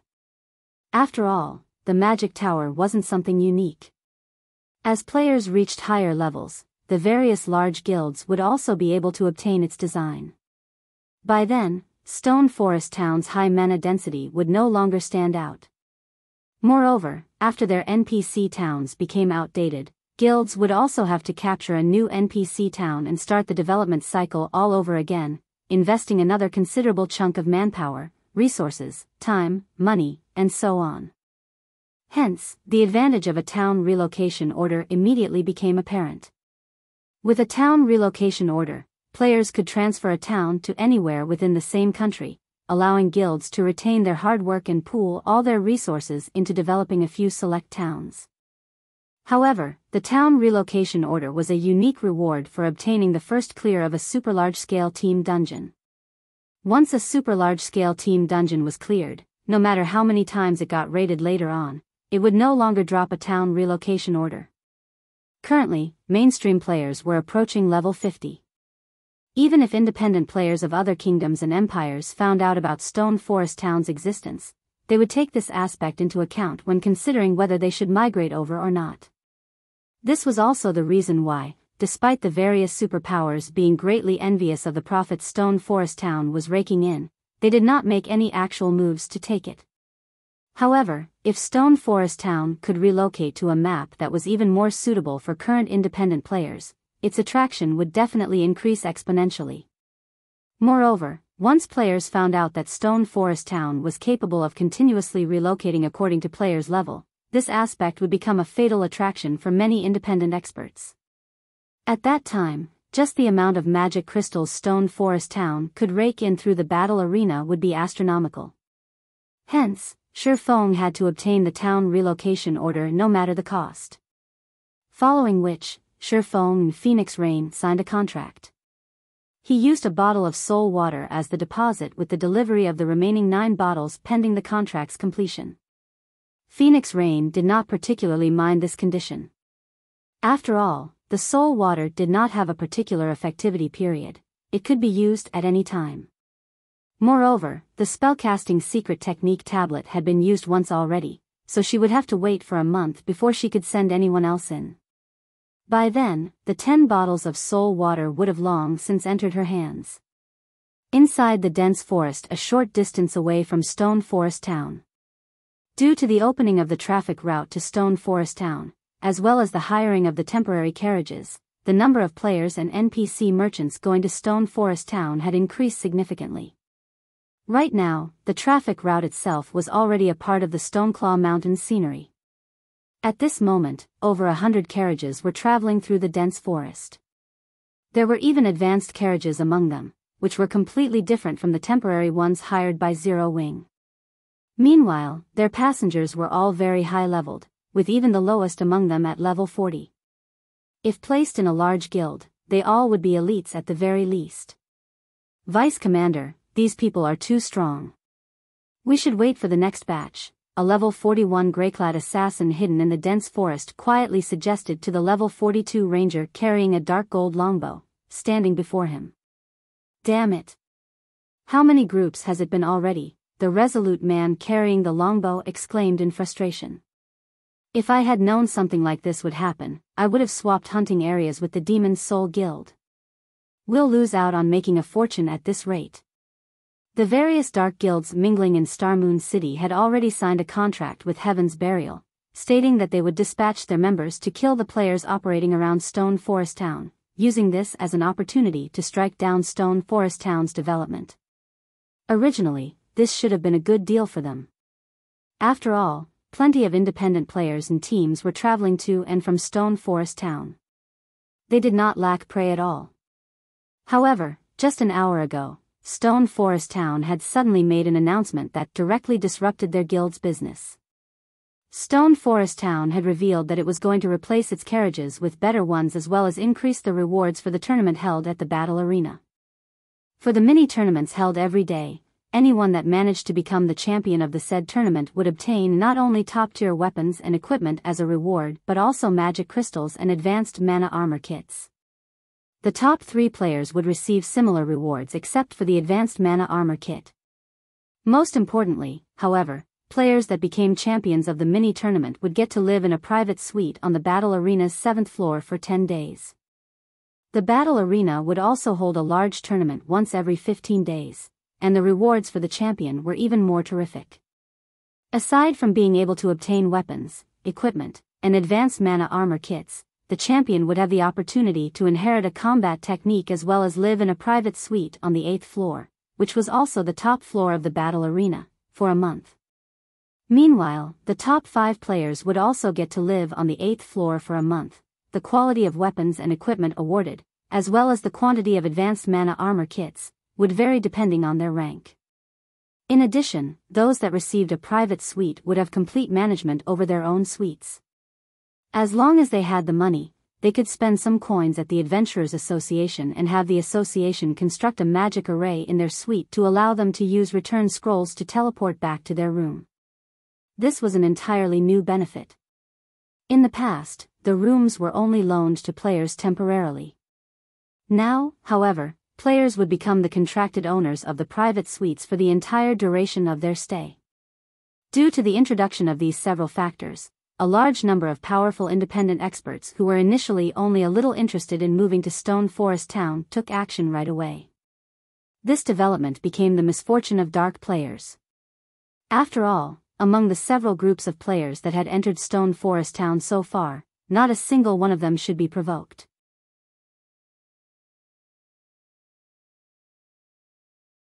Chapter 12-17, Naval State. Starmoon City. Due to the appearance of Evernight City, Starmoon City had been undergoing transformations practically every day for the past few days. The capital had become so prosperous that one could easily spot level 40+ players roaming its main streets. Now, however, the city bustled even more than before. Only, the players coming to Starmoon City now were not here for Evernight City but for Stone Forest Town. While excellent weapons and equipment were indeed tempting, the allure of combat techniques was much greater. The God's Domain experts list had no lack of experts that possessed combat techniques. The list even had introductions on the combat techniques of certain experts. Hence, combat techniques were not foreign to independent players and were something many independent experts very much wished to learn. However, combat techniques were different from system-made skills, which were readily obtainable as quest rewards or monster drops. Players needed to learn the techniques by themselves. Moreover, combat techniques were not easily learned. Unless one was the core member of a large guild that possessed the legacy of a combat technique, the guild would not be willing to teach them at all. Although one could also mimic the combat techniques of true experts from watching the latter's combat videos, ultimately, it was just a poor imitation. Without understanding the true meaning of a combat technique's movements, one would not be able to unlock the true potential of the said technique. And the more powerful a combat technique was, the more difficult it would be to understand it fully. As for creating their own combat technique, that was easier said than done. Even if a person had someone teaching them the legacy of a combat technique, learning it completely was not guaranteed. Meanwhile, creating an entirely new combat technique was something only geniuses among geniuses could accomplish. Hence, now that Zero Wing had publicly announced that it was using the legacy of a combat technique as the reward for the Battle Arenas tournament, how could independent players not be tempted? Not to mention, one could also get their very own house, aside from the combat technique, through the tournament. As long as they set up a magic array in their own houses, they could easily teleport back to Stone Forest Town, foregoing many wasted hours traveling to the town. With this, even if they were leveling up in an entirely different country, their leveling speed would not be affected whatsoever. On the contrary, they could even improve their strength through the battle arena, killing two birds with one stone. With such excellent benefits, even players operating in another country would find it worthwhile to visit Stone Forest Town. Meanwhile, at the second-floor bar of Star Moon City's teleportation hall, several cloaked players were currently observing the situation inside the establishment. Zero Wing sure is capable. They've even managed to come up with such a method, generously letting outsiders learn combat techniques. Leader, if we continue letting Zero Wing develop like this, we'll be disobeying the commander's orders. Should we take action now? An elegant, cloaked female assassin asked, smiling as she looked at the refined-looking male elementalist before her. If Shurfeng were present, he would definitely find this elementalist very familiar, as this elementalist was none other than Cleansed Maple, one of Miracle's peak experts. It is indeed about time for us to take action. Those useless dark players don't pose any threat to Zero Wing whatsoever.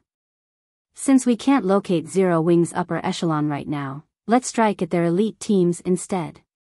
However, Stone Forest Town is still a big problem for us, so let's have the others disguise as dark players and hunt the players operating around the town.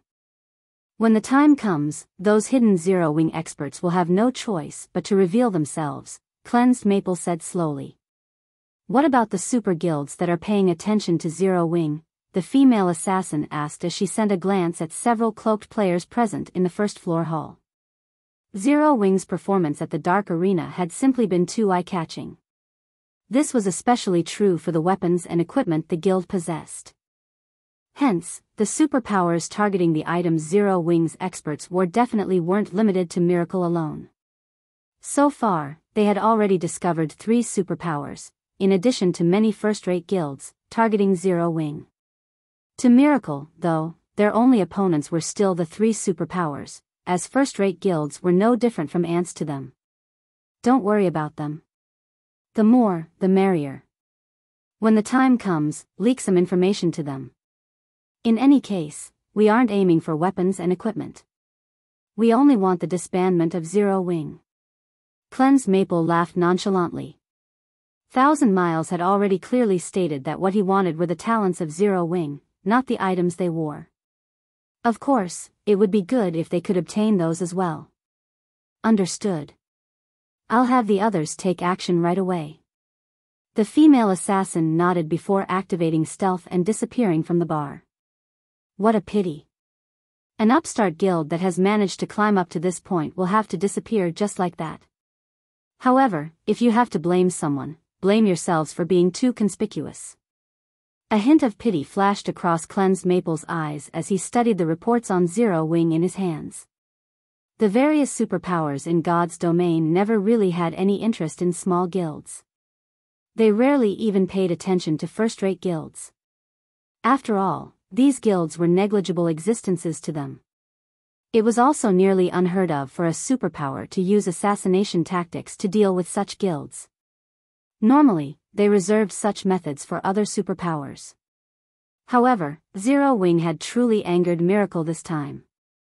Since Zero Wing had ignored their goodwill, they had no choice but to eliminate it from God's domain. Just as the matter regarding Stone Forest Town was causing a commotion in Star Moon Kingdom as well as its neighbors, Shifeng himself had stealthily arrived at the Sea's End. The Sea's End was like an independent empire. It had very little contact with the kingdoms and empires on the main continent. The first reason for this situation was the long distance separating them. Just teleporting from the mainland to the Sea's End cost 5 gold, 20 silver per person. Hence, Shifeng was surprised when he encountered the Freedom Alliance at the Sea of Death. Of course, there was another travel method that was cheaper, but more time-consuming, than teleportation, which was riding a flying ship. One would pay only 5 silver per person to get from the Sea's End to the NPC island closest to the Sea of Death in a little over 30 hours. However, many people disliked wasting so much time on travel. The second reason was the different attitude each region had towards the various forces in God's domain. On land, the various kingdoms and empires were absolutely hostile towards the dark forces. The Sea's End, on the other hand, maintained a neutral stance in this regard. Hence, dark players and ordinary players were treated equally in the NPC cities located in the Sea's End. Red players and dark players would not be barred entry into NPC cities or captured by NPCs, so long as they did not cause trouble within the cities. One could say that the Sea's End was a paradise for dark players. The third reason was the different lifestyles players adopted. Players that were born at the Sea's End had fought naval battles ever since they started out in the game. If they were abruptly sent to fight land-based monsters, they would have great difficulty adapting.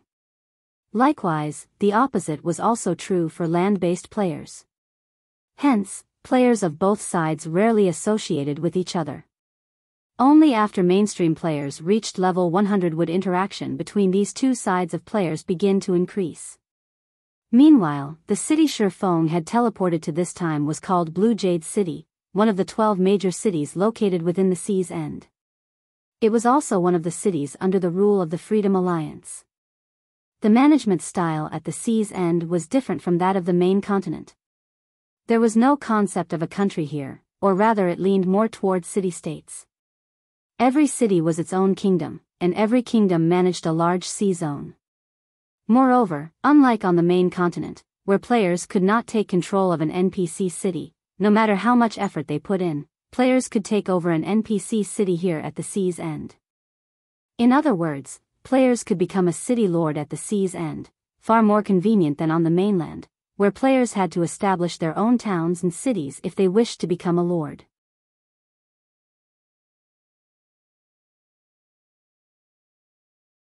Chapter 12:18, See God's Blessing. Chapter 12:18, See God's Blessing. As soon as Shifeng exited the teleportation hall, the sight of an azure sky greeted him. Beneath the hill that the teleportation hall sat on, he could see various ships docked around the island. There were also a large number of players at the port, shouting for parties. Team looking for level 40+ players to hunt giant armored beasts for a quest. We already have 4 advanced speedboats prepared. Veterans only. Noobs, stand aside. Forming a party to Red Reef Bay to farm red corals. Level 39 and below, do not disturb. Level 41 Shield Warrior looking for a party for the underwater temple. I own an advanced speedboat. Fleet heading to Black Mist Sea to grind for magic crystals. We have a bronze speedboat leading the fleet. We're currently still missing 2 advanced speedboats. Those with advanced speedboats, come apply quickly. Over 4,000 players crowded the port, looking to form parties. The scene resembled a lively market. Moreover, unlike land-based players, the players here put more importance on levels and the quality of the speedboats they possessed rather than combat standards when forming parties. As long as a player owned an advanced speedboat, they would be highly sought after by parties. Advanced speedboat owners here were the equivalent of expert players on land. If one possessed a bronze speedboat, they would be the equivalent of a famous celebrity and become the center of attention. There sure are a lot of players who own advanced speedboats here. With a glance, Shifeng discovered that roughly 10% of the ships docked at the port consisted of advanced speedboats. In contrast, one could rarely see even ordinary speedboats over at the Apocalypse Empire, much less advanced speedboats. Moreover, aside from the much higher standards of the ships here, the players were also considerably high-leveled. Shifeng could spot plenty of level 40-plus players roaming the streets. At such a level, players would already be considered an expert in Star Moon Kingdom. Here, however, they were only average. However, although the players here were very high-leveled, the local businesses were not very developed. As Shifeng walked through the streets of the city, he did not spot many shops operated by players. There were even fewer items produced by players. Instead, he saw many players setting up stalls along the streets. The situation here was completely different from the NPC cities on the main continent, which barred players from randomly setting up stalls on the streets. On the main continent, if players wished to sell the items they had, they could only do so by shouting out the name of their products. Stalls, on the other hand, did not require players to do so, as they allowed customers to view the vendors' products. After taking a look at several dozen stalls, Shifeng noticed that the merchandise were either items dropped by monsters or harvested materials. There was not a single item made by lifestyle players at all. Sure enough, the development of subclasses for maritime players is much slower. Shifeng smiled faintly. In the past, he had practically spent his entire career in God's domain playing on land. Hence, he was not particularly familiar with the situation at the sea's end. His knowledge consisted of general information. Moreover, in the past, by the time he arrived at the island cities of the sea's end, many of these island cities had already been developed. The island cities back then were completely different from the current impoverished state before him. After all, there were much more resources available out at sea than on land, as well as plenty of unique resources. Hence, the NPC island cities in the past had all flourished magnificently, and one could see all sorts of naval merchant fleets and luxurious shops. However, after giving the matter some thought, he found the situation reasonable. In reality, the development of subclasses of naval players was not slower than those on land.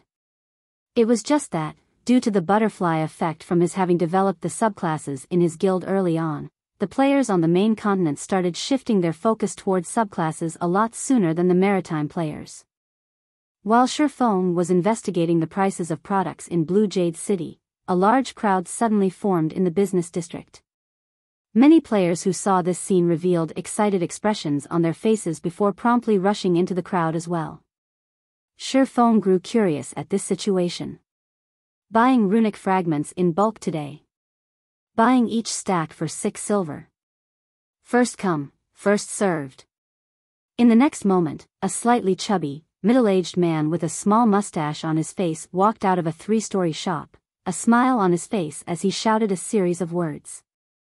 Immediately, the surrounding players flooded into the shop. Damn it. We're too late again. There are just too many competitors here. Can't the House of Seas buy a little more runic fragments each day?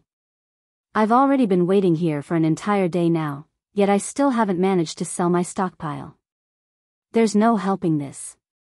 Only the House of Seas is willing to buy those fragments at a high price. If we sell the fragments to NPC merchants, we'll only get 40 copper per stack. I already have 20 stacks collected. If I can sell them all, I can get 1 gold, 20 silver. With that money, I can buy myself a nice set of equipment. After a short moment passed, the crowd of players that flooded into the shop called House of Seas came out, the majority of them with disappointed expressions on their faces, having apparently failed to sell their runic fragments. Runic fragments? Shifeng could not help but recall matters regarding the runic fragment. I remember that it should be an item dropped by sea monsters. On its own, it isn't of any particular value. The only use it has is the synthesis of runic crystals. However, the synthesis rate is considerably low. Even master alchemists would have a success rate of only 10%. Could the House of Seas be trying to synthesize runic crystals? The runic crystal was an item unique to the sea. It was categorized as an energy crystal and was roughly similar to the magic crystal. Only, the amounts of mana stored in the two types of crystal were different. The amount of mana contained within a magic crystal was a lot higher. A runic crystal contained roughly 2/3 the amount of mana of a magic crystal. However, a runic crystal wasn't even worth half of a magic crystal. Currently, runic crystals should sell for 10 silver each. The reason for this was the runic crystals' much fewer uses. For example, runic crystals could not be used in the Divine Colosseum. If one had to point out its utility, then it would have to be in exchanges and the production of items. Out at sea, runic crystals could be used to exchange for many items at the Sea God's Temple. However, as the Sea God's Temple restocked only once a week, the number of items one could get using runic crystals was limited. Even so, what was available for exchange in the Sea God's Temple was of high quality. Occasionally, there would even be epic items up for exchange, although it was currently too early in the game for epic items to appear in the temple. Aside from epic items, the next best thing up for exchange in the Sea God's Temple was a potion named Sea God's Blessing. 5 runic crystals were needed to exchange for 1 bottle, which put the potion's price at 50 silver. In the past, not to mention naval players, even land-based players were very fond of the Sea God's Blessing. The reason for this was because consumption of the potion increased not only all of a player's basic attributes by 10% but also all resistances by 100 points for 12 hours. Moreover, the potion did not have a cooldown, and its effects could be stacked once.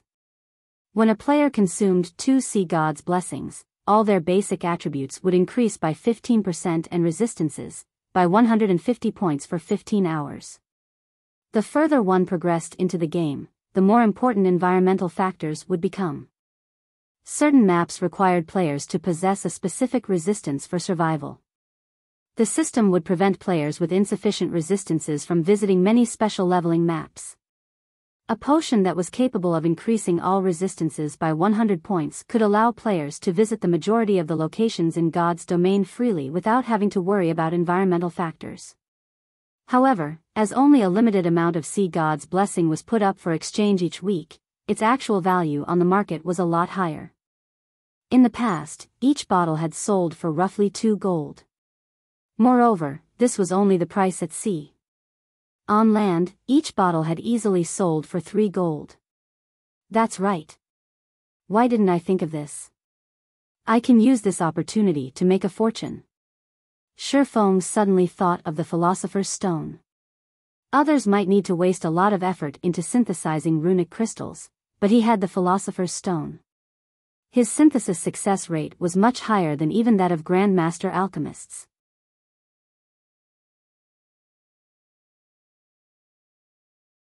Chapter 12:19, Gathering of Warlords.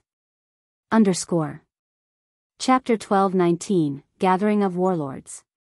Although Shifeng had such thoughts, he did not hurry to collect runic fragments. The runic fragment was a common drop at sea, hence, purchasing a large amount from players would be straightforward.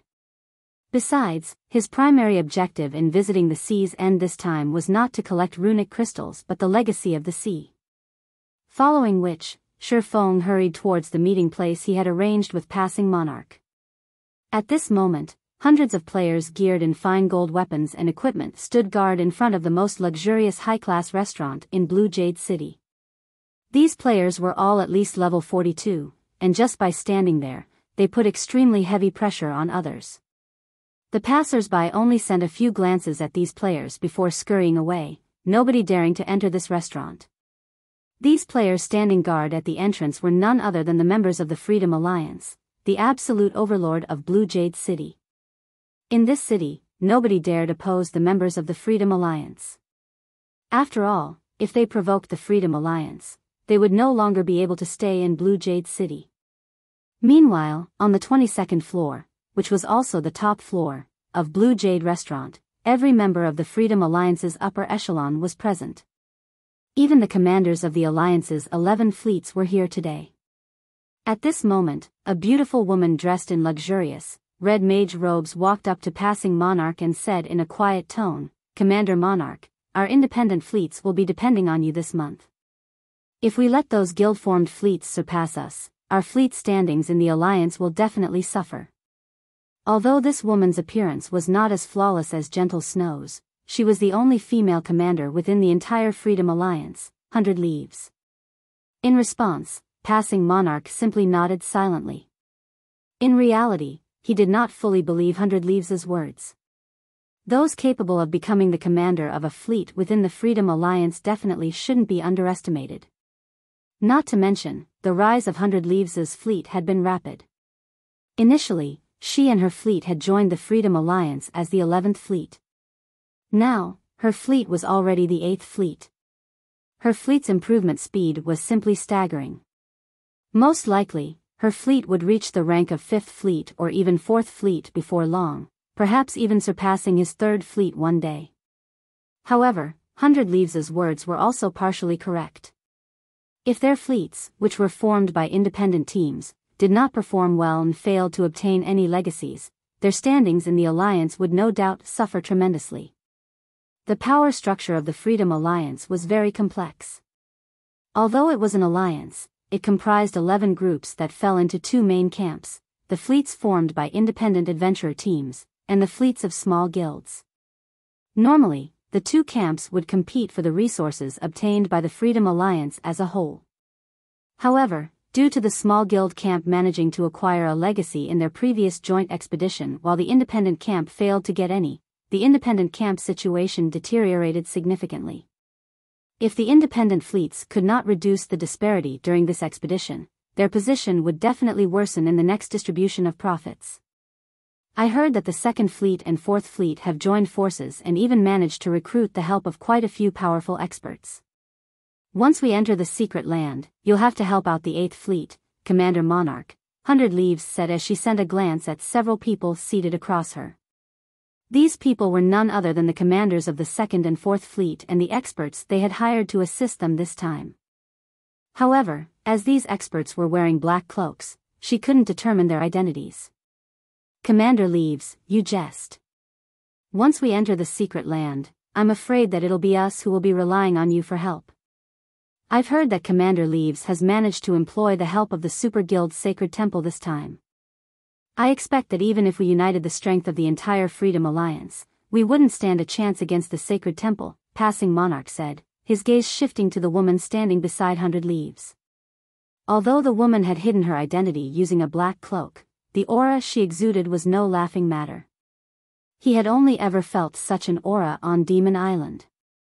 Moreover, his recent trip to the Sea of Death had enlightened him about many things, the fact that God's domain was massive, and that the various superpowers of God's domain were extremely powerful. They were far more powerful than he had previously imagined them to be. He had realized this just by watching the battle on Demon Island. When he and his companions went up against the Flower of Seven Sins members, they had been utterly powerless to retaliate. Yet, now, through some unknown means, 100 Leaves had actually managed to get help from the Super Guild's Sacred Temple. In the next fleet ranking, the fleet 100 Leaves commanded would most likely rank 2nd out of the 11 fleets in the Freedom Alliance. As for getting first place, that was unlikely to happen.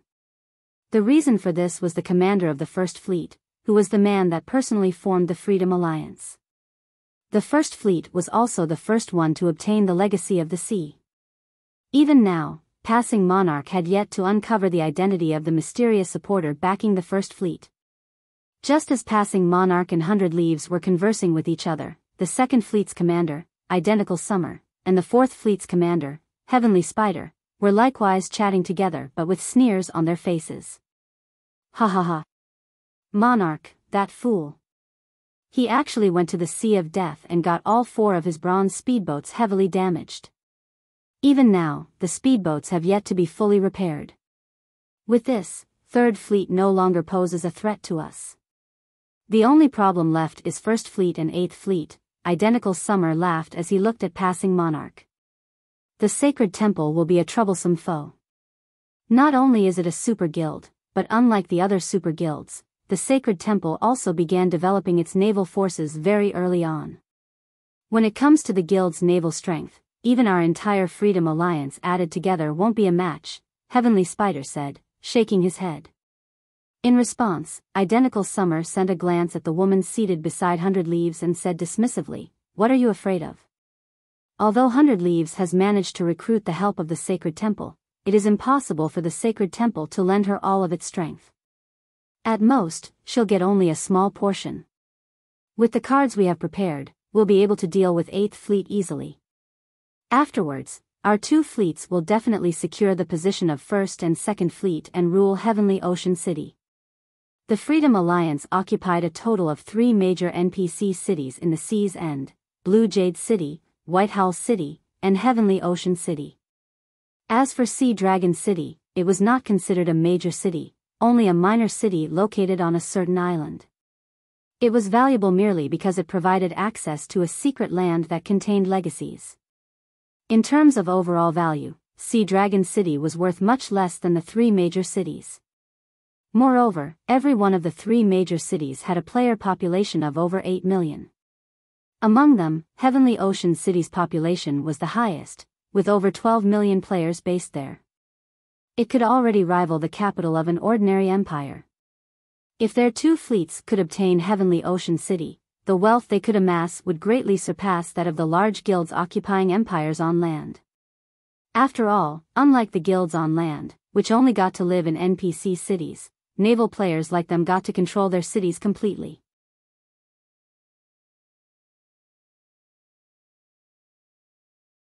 Chapter 1220, Discovered. Chapter 1220, Discovered. Inside the elegant hall, the Freedom Alliance's various commanders all had their own plans. They were all brimming with confidence about obtaining the legacy of the sea this time. Just as the various commanders were conversing with each other, the female elementalist Blue Joy led Shifeng into the hall. Although Shifeng's appearance was not particularly conspicuous, as he looked just like the many other cloaked players within the hall, he still attracted everyone's attention. This person came in with Blue Joy. He should be the expert Monarch recruited to help, right? Sure enough, Monarch really did come prepared. But why is there only one person? The various fleet commanders began quietly discussing Shifeng as they looked at the swordsman walking towards Monarch. The fact that passing Monarch managed to become the commander of the Freedom Alliance's 3rd Fleet showed that his individual strength was extraordinary. Otherwise, the other fleets would have long since overtaken his fleet. However, seeing that passing Monarch had invited only one helper confused everyone. It seems Monarch has really miscalculated this time. Unlike the previous time, when the various fleet commanders had not invited even a single outsider to help out, they had all recruited plenty of helpers for the expedition this time. Even the lowest ranked among them had invited over 10 people, while some had actually invited over 40 people. Brother Yifeng, did you come alone this time? Passing Monarch asked quietly, feeling greatly perplexed as he looked at Shifeng walking over to him. Although he had invited Shifeng, he never said that only Shifeng alone could join. After all, the more people taking control of a speedboat, the more power it could display. A speedboat's ability to endure attacks from monsters would also improve with more players on board. Hence, in God's domain, the more players a ship could accommodate, the stronger it would be. In fact, he had even reserved 30 slots specifically for Shifeng. Despite that, Shifeng had come by himself. The others are all busy, so I didn't bother bringing them over, Shifeng explained. Currently, the majority of Zero Wings experts were still stuck in combat inside the inferior legendary treasure chest. Only a portion of them had come out so far, and those who had were busy leading expert teams to grind for weapons and equipment. After all, Zero Wing was currently mass recruiting new members and was in dire need of weapons and equipment. Meanwhile, Aqua Rose and the others were inside the secret technique space and would not be coming out anytime soon. Rather than bring a group of elite members with him, it was much better to let Passing Monarch's other companions, who were much more accustomed to naval warfare, enter the ruins. Passing Monarch could not help falling speechless at Shi Feng's words. He felt that Shi Feng was underestimating the legacy competition.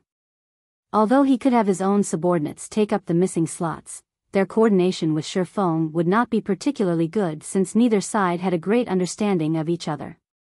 Meanwhile, at the same time as Passing Monarch was conversing with Shi Feng, 100 Leaves, who sat a short distance away, had her gaze fixed on Shi Feng, shock surfacing on her flawless, white face. However, 100 Leaves very quickly hid this reaction of hers.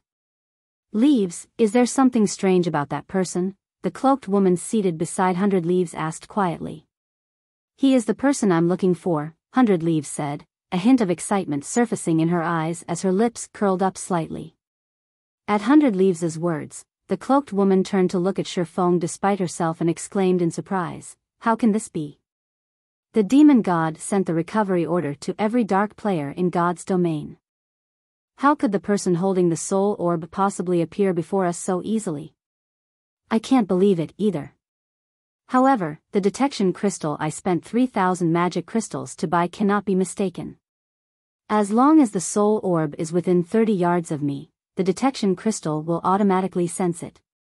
Moreover, I've already used detection on him and have already confirmed that the soul orb is indeed on that person's body. 100 Leaves chuckled. I never thought that I would be able to encounter the person holding the soul orb so quickly. My luck really is too good. Then, when are we going to make a move? The cloaked woman asked. No need to rush. We'll have plenty of opportunities once we enter the secret land, 100 Leaves said as she waved her hand. Have scorpions secretly keep an eye on them. Once players entered the secret land, they would not be able to leave for a certain period. At that time, there would be no escape for Shi Feng. Alright, I'll notify Scorpion right away. The cloaked woman nodded. If Passing Monarch heard the conversation between 100 Leaves and the cloaked woman right now, he would definitely be shocked. After all, based on the way the two were speaking with each other, the cloaked woman from the sacred temple seemed more like 100 Leaves' subordinate rather than a collaborator. However, shortly after everyone began talking about Shi Feng, the entire hall fell silent once again as it was nearly time for them to set out for Sea Dragon City.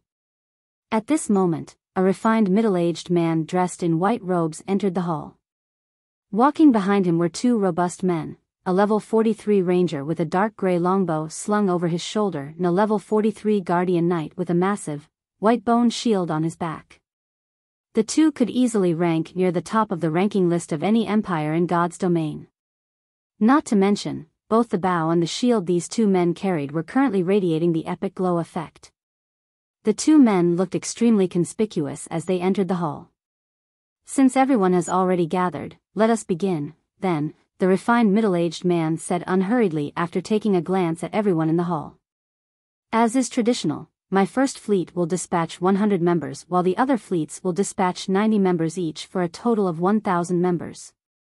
If there are no objections, we'll start right away. Although the man's voice sounded mild, nobody present dared to look down on him. After all, this refined man was none other than the founder of the Freedom Alliance. He was also the commander of the current First Fleet, Silent Entropy. None of the commanders present said anything in response.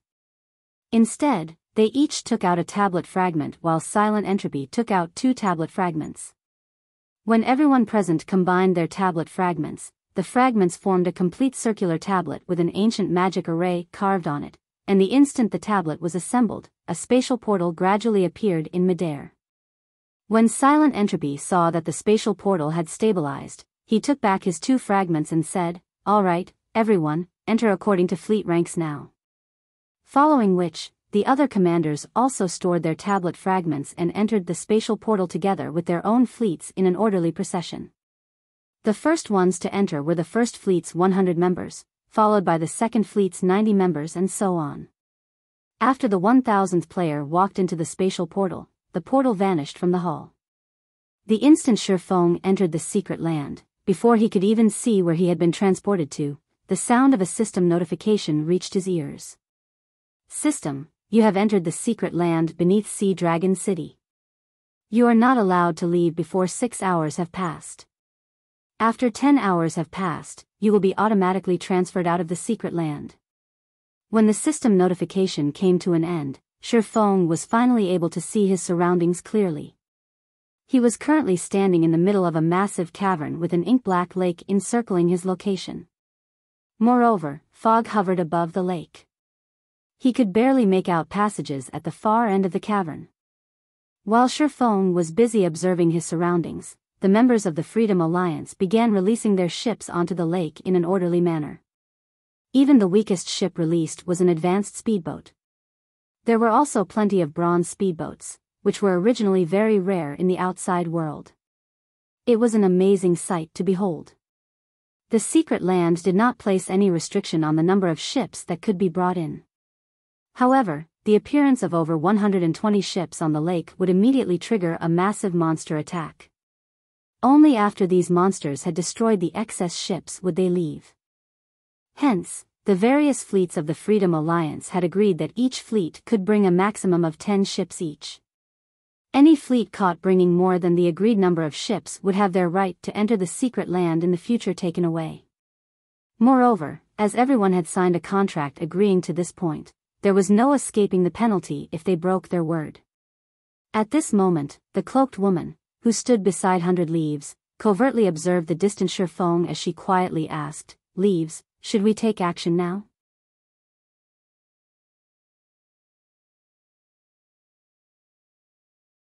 Chapter 1221, Hidden Strength. Chapter 1221, Hidden Strength. Scorpion, take the party with you and find an opportunity to strike. Don't attack unless you're absolutely confident of succeeding. 100 Leaves nodded. After entering the secret land, aside from the starting point, there would not be many places where their various fleets would encounter each other. Only those that chose to go down the same legacy path would get to meet again at the rest point, where players could escape the harassment of monsters, located in the middle of each legacy path. Aside from these two locations, there would be no other opportunity to strike at Shifeng. Therefore, the time before the various fleets decided on the path they would take would be the perfect time to strike.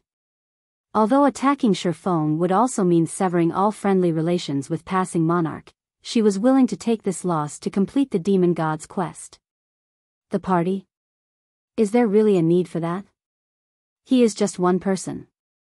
I alone am enough to kill him, the black-clad assassin said contemptuously as he sent a glance at Shifeng. He was a peak expert the sacred temple had dispatched to protect 100 Leaves in secret. He was also a peak assassin known to practically everyone in the outside world, as he was ranked 69th on the God's Domain experts list.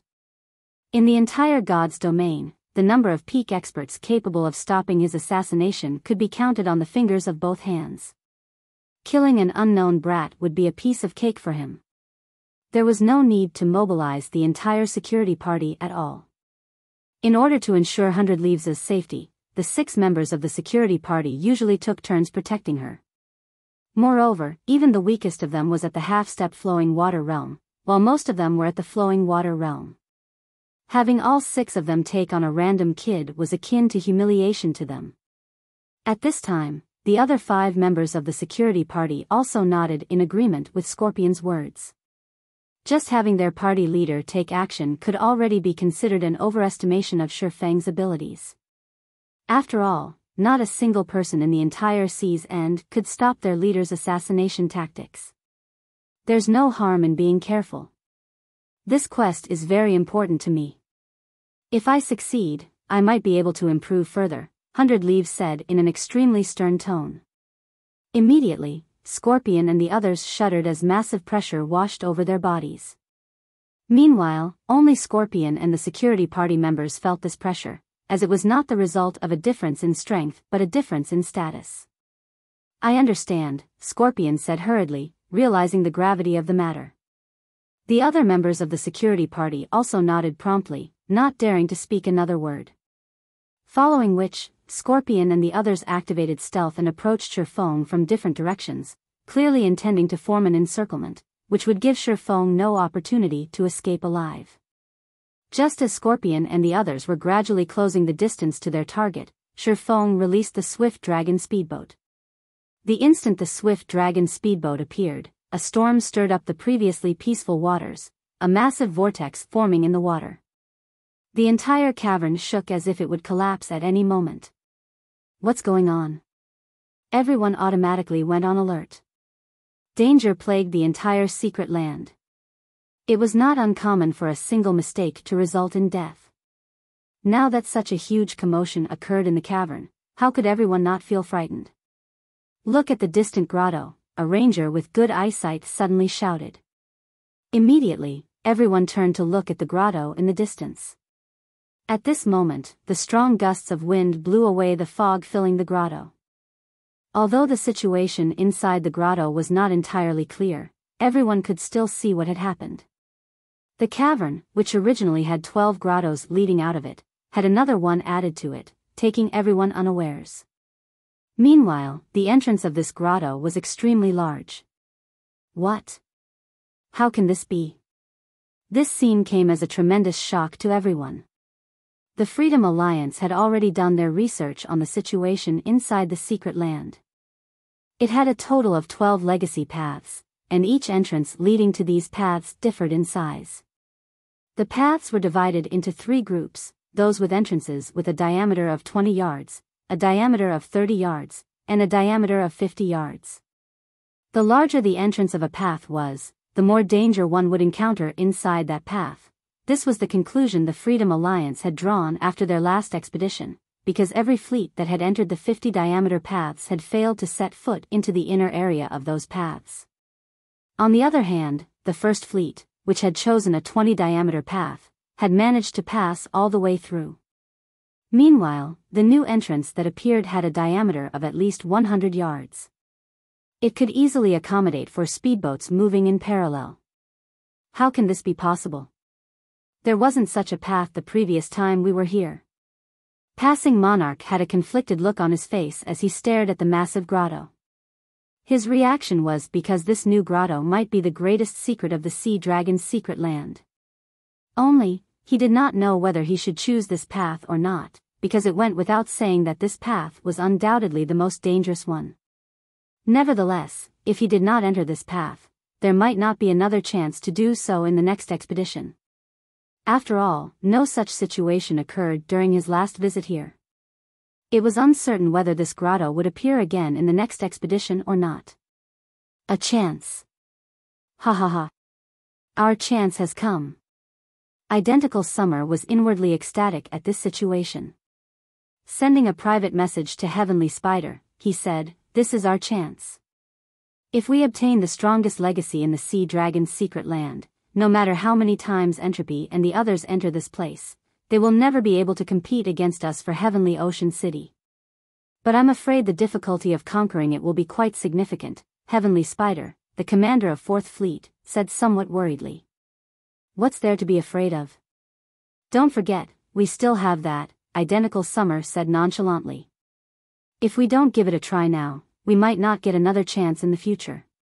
Saying so, Identical Summer took out a glass bottle and immediately began chanting an incantation. Suddenly, a small sailboat with 2 main sails appeared on the surface of the water. Before the sailboat's massive size, even a bronze speedboat looked no different from a small rowboat. Is this Summer's trump card? The other fleet commanders' jaws dropped when they saw the small sailboat. Until now, there had been no news of anybody in possession of a small sailboat. Passing Monarch and 100 Leaves, who stood at a distance, frowned when they saw this scene, their complexions turning somewhat ugly. A small sailboat was on an entirely different level from a speedboat. If a speedboat could be considered a machine gun, then a small sailboat was akin to a tank. The latter could completely suppress the former. A small sailboat could even go up against a great lord-ranked sea monster easily. The reason for this was because a sailboat could accommodate many more passengers. Ha ha ha. We'll be going ahead. As soon as the small sailboat was released, Identical Summer and his crew immediately boarded it and dashed towards the largest grotto without hesitation. Although the small sailboat he had was only common rank, its speed was not something speedboats could keep up with. Moreover, it could accommodate up to 100 passengers at a time, allowing them to carry a lot of MTs to tank the damage from bosses.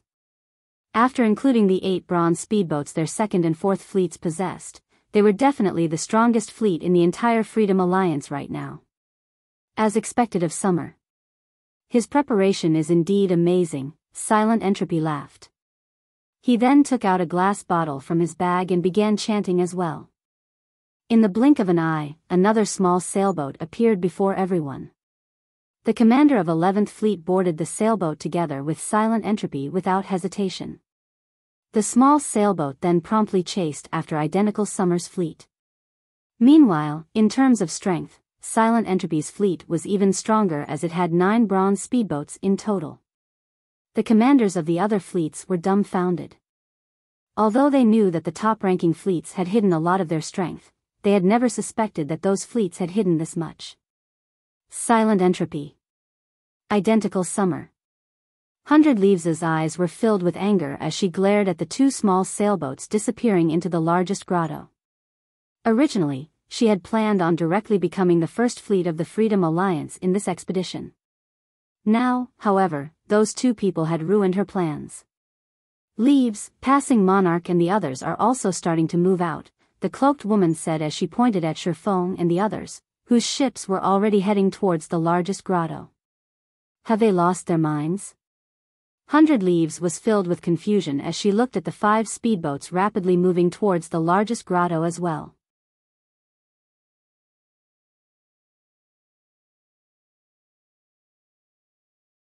Chapter 1222, Sea God's Legacy. Chapter 1222, Sea God's Legacy. Leaves, what do we do now? Give chase, the cloaked woman asked 100 Leaves as she watched the speedboats sail away. They had planned to set off after Scorpion's party killed Shifeng, but they hadn't expected anything like this. Give chase. We cannot let them get ahead of us. 100 Leaves frowned. Reluctantly, she withdrew a pitch-black crystal bottle from her bag. Unlike the others who recited an incantation to release their ships, 100 Leaves threw the black bottle into the water. Plop. When the crystal bottle sank into the water, a massive, black magic array appeared on the surface. A small sailboat, even larger than Silent Entropy and Identical Summers, emerged from the magic array, covered in magic patterns. After the 8th Fleet's members boarded, the 10th Fleet joined them on this small sailboat. It was clear that the 8th Fleet and 10th Fleet had agreed to cooperate. The remaining fleet commanders revealed bitter smiles when they saw this. There's no way we can compete with them. The gap is simply too vast. The various fleets had intended to compete for the 3rd rank in the Freedom Alliance. However, after seeing one small sailboat after another, they had lost the heart to do so. Even obtaining the legacy of the sea from the other grottos wouldn't change the outcome. A magic bottle? Shifeng was somewhat surprised to see the small sailboat emerge from the massive magic array. The sacred temple's foundations are truly impressive. A magic bottle could contain a myriad of items. The bottle's value changed based on the items contained within. For example, if a magic bottle stored a small sailboat, it could easily be worth several thousand gold. This was because magic bottles did not drop from monsters. Rather, they were treasures that could only be obtained by raiding ancient ruins. However, magic bottles had one fatal flaw: they were one-time use items. 100 Leaves cannot be underestimated. She actually obtained a small sailboat without anyone knowing. Brother Yifeng, let's choose another grotto.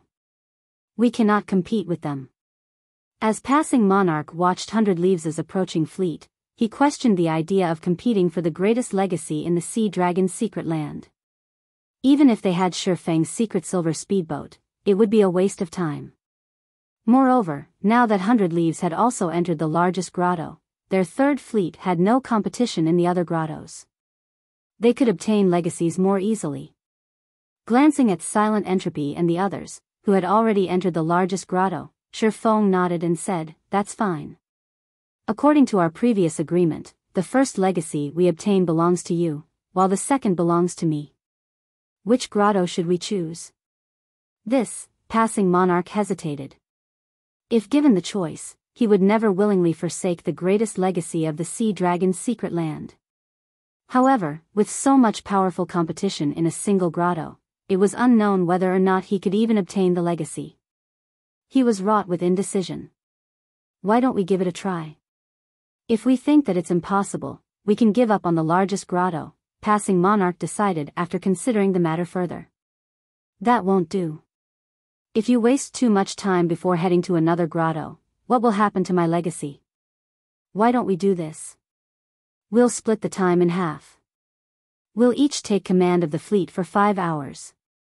We'll keep the harvest we obtain during our command. If we do so, I don't mind if you want to join the competition in the largest grotto, Shifeng said as he shook his head. He was not here as free labor. After seeing the situation for himself, he was no longer interested in the legacy of the sea. He had remembered something about the Freedom Alliance's legacy of the sea.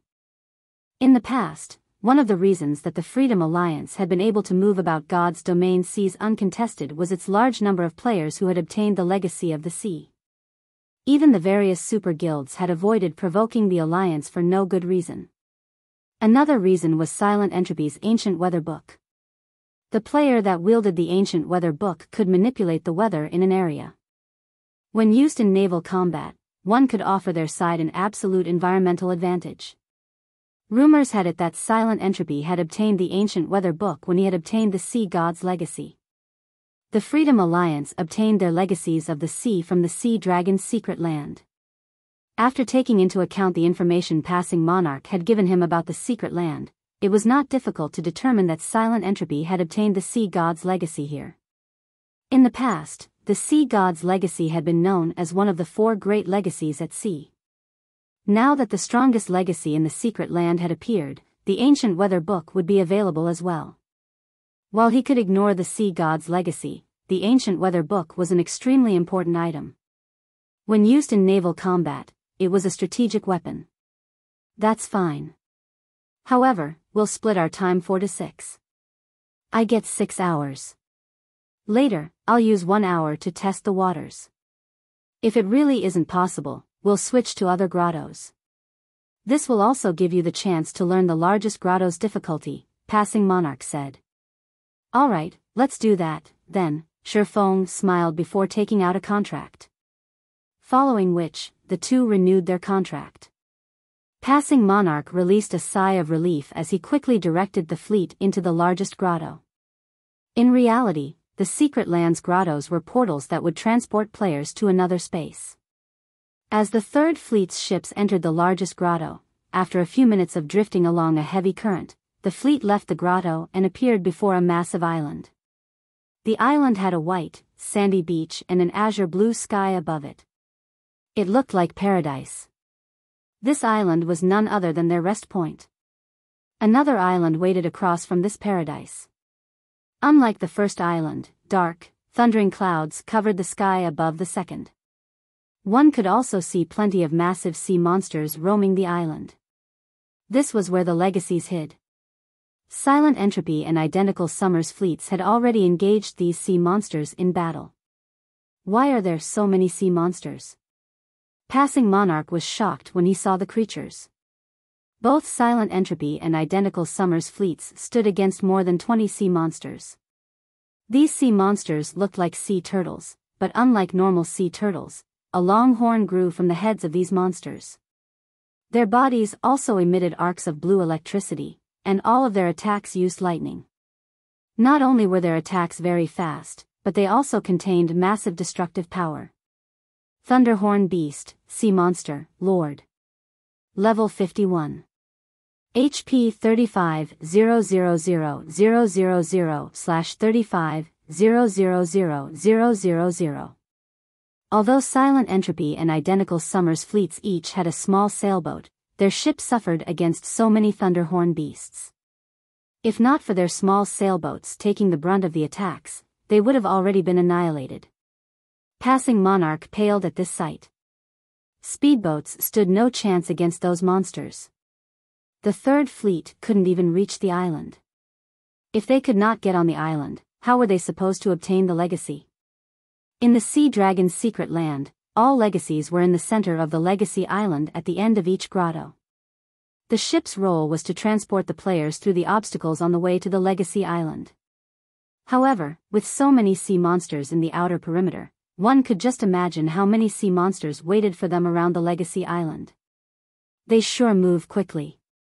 At this moment, 100 Leaves had also emerged from the grotto. When she saw the ongoing battle, she simply smiled and said, "It seems this legacy is fated to be mine." In the next moment, the small sailboat and bronze speedboats in 100 Leaves' fleet sliced through the water towards the legacy island, bypassing the Thunderhorn beasts. Roar! As 100 Leaves' fleet entered the outer perimeter, a large group of Thunderhorn beasts broke through the water's surface, attacking 100 Leaves' fleet. Pung! Pung! Pung! A series of lightning strikes bombarded the fleet. However, 100 Leaves' small sailboat showed no intentions of dodging the attacks. Instead, it forged ahead. When the lightning strikes were 30 yards away from the small sailboat, they dissipated into nothing as if they had met an invisible barrier that nullified magical attacks. In a short moment, 100 Leaves' fleet broke past the blockade and entered the inner perimeter.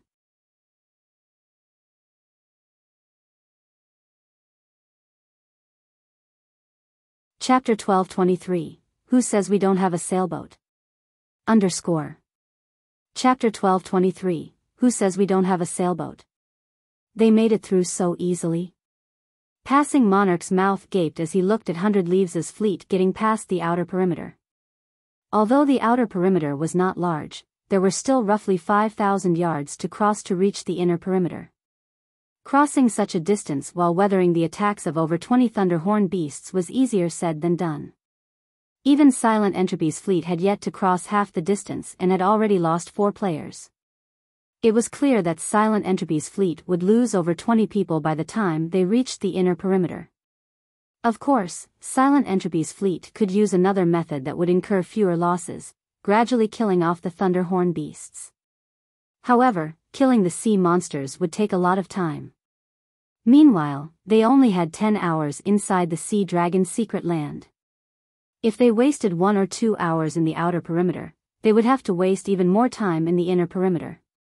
By the time they reached the Legacy Island, they would have already run out of time to search for the Legacy. Seeing 100 Leaves' fleet enter the inner perimeter, Identical Summer grew anxious. The Legacy on the island was on a first-come, first-served basis. The sooner one reached the island, the higher their chances were of obtaining the Legacy. All MTs, take turns activating your life-saving skills. We're forcing our way through. Identical Summer commanded, gritting his teeth. A group of 6 MTs stormed the small sailboat's deck, receiving the Thunderhorn beasts' attacks. The ship blasted away any monsters in their way with cannon fire.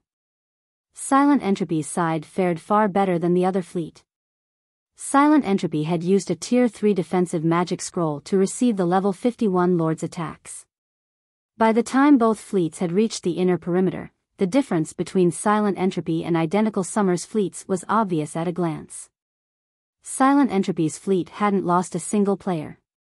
On the other hand, Identical Summer's fleet had lost 17 players, with 5 of them being MTs. The players that died would automatically resurrect on the rest island. They would not be able to rejoin the main force and would have to wait for their companions to retrieve them or be sent out of the secret island once time was up. Fortunately, the death penalty in the secret land was similar to that of dungeons. Hence, players that died would only lose a small portion of their EXP. "Commander, are we still waiting?" Blue Joy asked passing Monarch, a hint of worry in her eyes. It was obvious that she was not optimistic about their chances of breaking past the outer perimeter. "Forget it. It's too difficult. There's no need for us to waste our speedboat's durability here," passing Monarch said, sighing deeply. In the end, he decided to give up on the greatest legacy as this area was far more challenging than he had imagined. With their fleet strength, they had no hopes of reaching the Legacy Island. "Hold up," Shifeng said suddenly. "If you really want to reach the island, we're not entirely out of options." While the Thunderhorn beasts were terrifying, after watching them for some time, Shifeng could tell that the majority of the Lord's attacks were magical. Others might find it difficult to defend against magical attacks, but to Shifeng, it was a simple task. "Brother Yifeng, you have a plan?" Passing Monarch asked curiously. These thunderhorn beasts was extremely fast. Even bronze speedboats could not outrun them. If they were surrounded, they would be utterly helpless. They would need a small sailboat to force open a path. "I'll attract these sea monsters' attention while your speedboats use the opportunity to get past them," Shifeng explained. Passing Monarch was surprised by Shifeng's words. He had never thought that Shifeng would willingly sacrifice his speedboat as bait. However, since Shifeng was willing to do so, he would not object. Meanwhile, 100 Leaves and the others, who were currently resting at the edge of the inner perimeter, noticed Passing Monarch's fleet speeding towards the outer perimeter. "They're overestimating themselves," Identical Summer sneered. "Do they really expect to get past those thunderhorn beasts without a small sailboat to open a path? Do they really need to waste time here?" 100 Leaves rolled her eyes as she watched Passing Monarch. There was no way to repair one's ship inside the Sea Dragon's secret land. If the thunderhorn beasts bombarded Passing Monarch's fleet, even with players splitting the damage, the speedboat's durability would deplete rapidly. Once a ship's durability reached 0, it would be useless. Even if Passing Monarch's fleet escaped with their speedboats intact and proceeded to the other grottos, their chances of obtaining a legacy would decrease due to the lost durability. Though, looking at it from another perspective, the fact that Passing Monarch and the others were willing to attempt reaching this legacy island benefited 100 Leaves. This way, she would have an opportunity to kill Shifeng and complete the demon god's quest. At this time, Shifeng steered the swift dragon speedboat into the outer perimeter. Thunderhorn beasts immediately emerged from the water, one after another, rapidly encircling the swift dragon speedboat. At the same time, electricity gathered at their horns as they prepared to attack. However, Shifeng paid no attention to these monsters as he continued towards the group of sea monsters before him. Seeing the numerous arcs of lightning arcing towards him, Shifeng activated Magic Barrier, making the swift dragon speedboat immune to magic damage and reducing the physical damage it received by 60% for 10 seconds. After blocking the attacks, the swift dragon speedboat arrived before the group of thunderhorn beasts, letting the sea monster surround it.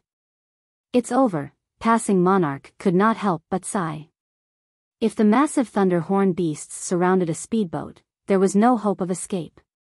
What a fool. He sacrificed a speedboat for nothing. Identical Summer laughed. In the past, he had always seen Passing Monarch as his rival. After all, the two had fought for a long time, and the man had caused him plenty of trouble. Now, however, Passing Monarch was no longer a threat. His only competition now was Silent Entropy and 100 Leaves. As more thunderhorn beats gathered around the swift dragon speedboat, the likelihood of Shifeng breaking through the encirclement grew smaller and smaller. Rather than worrying, however, a smile appeared on Shifeng's face. "It's about time to make a move." Shifeng observed his surroundings and noticed that practically 80% of the thunderhorn beasts had gathered around him. Energy Pulse. Dragon Cannon. Suddenly, a blue ripple spread out from the swift dragon speedboat, paralyzing the surrounding thunderhorn beasts. At the same time, a black-white beam shot out from the swift dragon speedboat's bow. In the next moment, 3 thunderhorn beasts that blocked the secret silver speedboat's way had been blasted back. At the same time, the 3 lords lost over 2 million HP each. The surface of the water caved in at the might of the black beam. Suddenly, an empty path opened up before the swift dragon speedboat. Shifeng activated Accelerate, increasing the swift dragon speedboat's movement speed by 100%. Before the thunderhorn beasts could react, the swift dragon speedboat had already sped away from the encirclement and made its way to the inner perimeter. Meanwhile, Passing Monarch and the others tore across the water to the inner perimeter from another direction. As only 5 thunderhorn beasts chased after Passing Monarch's group of 4 bronze speedboats, they were able to get away with minimal damage, their speedboat's durability decreasing only slightly.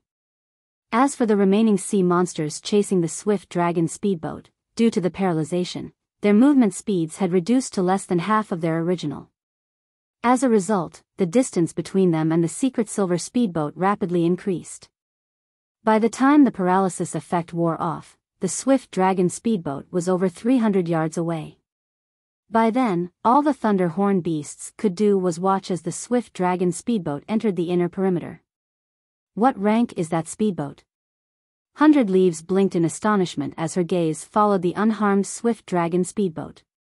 So, this is the expert passing monarch recruited? Not bad. The swift dragon speedboat's performance had also surprised Identical Summer. The speedboat's main cannon was strong enough to throw 3 thunder horn beasts. Even his small sailboat wasn't capable of such a feat. However, they won't get much further. They'll never reach the island. Identical Summer's words earned the agreement of those around him.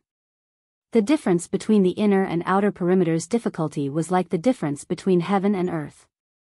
Although one had to face fewer sea monsters in the inner perimeter, these monsters were obviously stronger. Moreover, the condition to cross the inner perimeter was different. After entering the inner perimeter, they noticed a magic barrier around the Legacy Island. It was obvious that they were required to kill the guardian sea monsters before they could dock. However, the sea monsters guarding the inner perimeter included 1 level 55 king-class sea monster and 2 great lords. Without a small sailboat, it was simply impossible to defeat such a powerful force. What a pity, brother monarch. Even if you make it here, it's all for nothing. Without a small sailboat, you are doomed to remain in the inner perimeter, Identical Summer laughed. However, rest assured, you'll at least rank 7th. Only, you will no longer be able to use the large shipyard. When passing Monarch noticed Silent Entropy's fleets fighting a level 55 king-class sea monster, his jaw dropped as he lost heart. The king-class sea monster guarding the inner perimeter was far stronger than the one they had previously fought. That had only been a great lord, while this was a grand lord. Moreover, the current one was an even higher level. Shifeng's secret silver-ranked swift dragon speedboat could never tank it. Furthermore, the king-class sea monster was accompanied by 2 great lord-ranked sea monsters. Who says we don't have a small sailboat? Shifeng suddenly asked.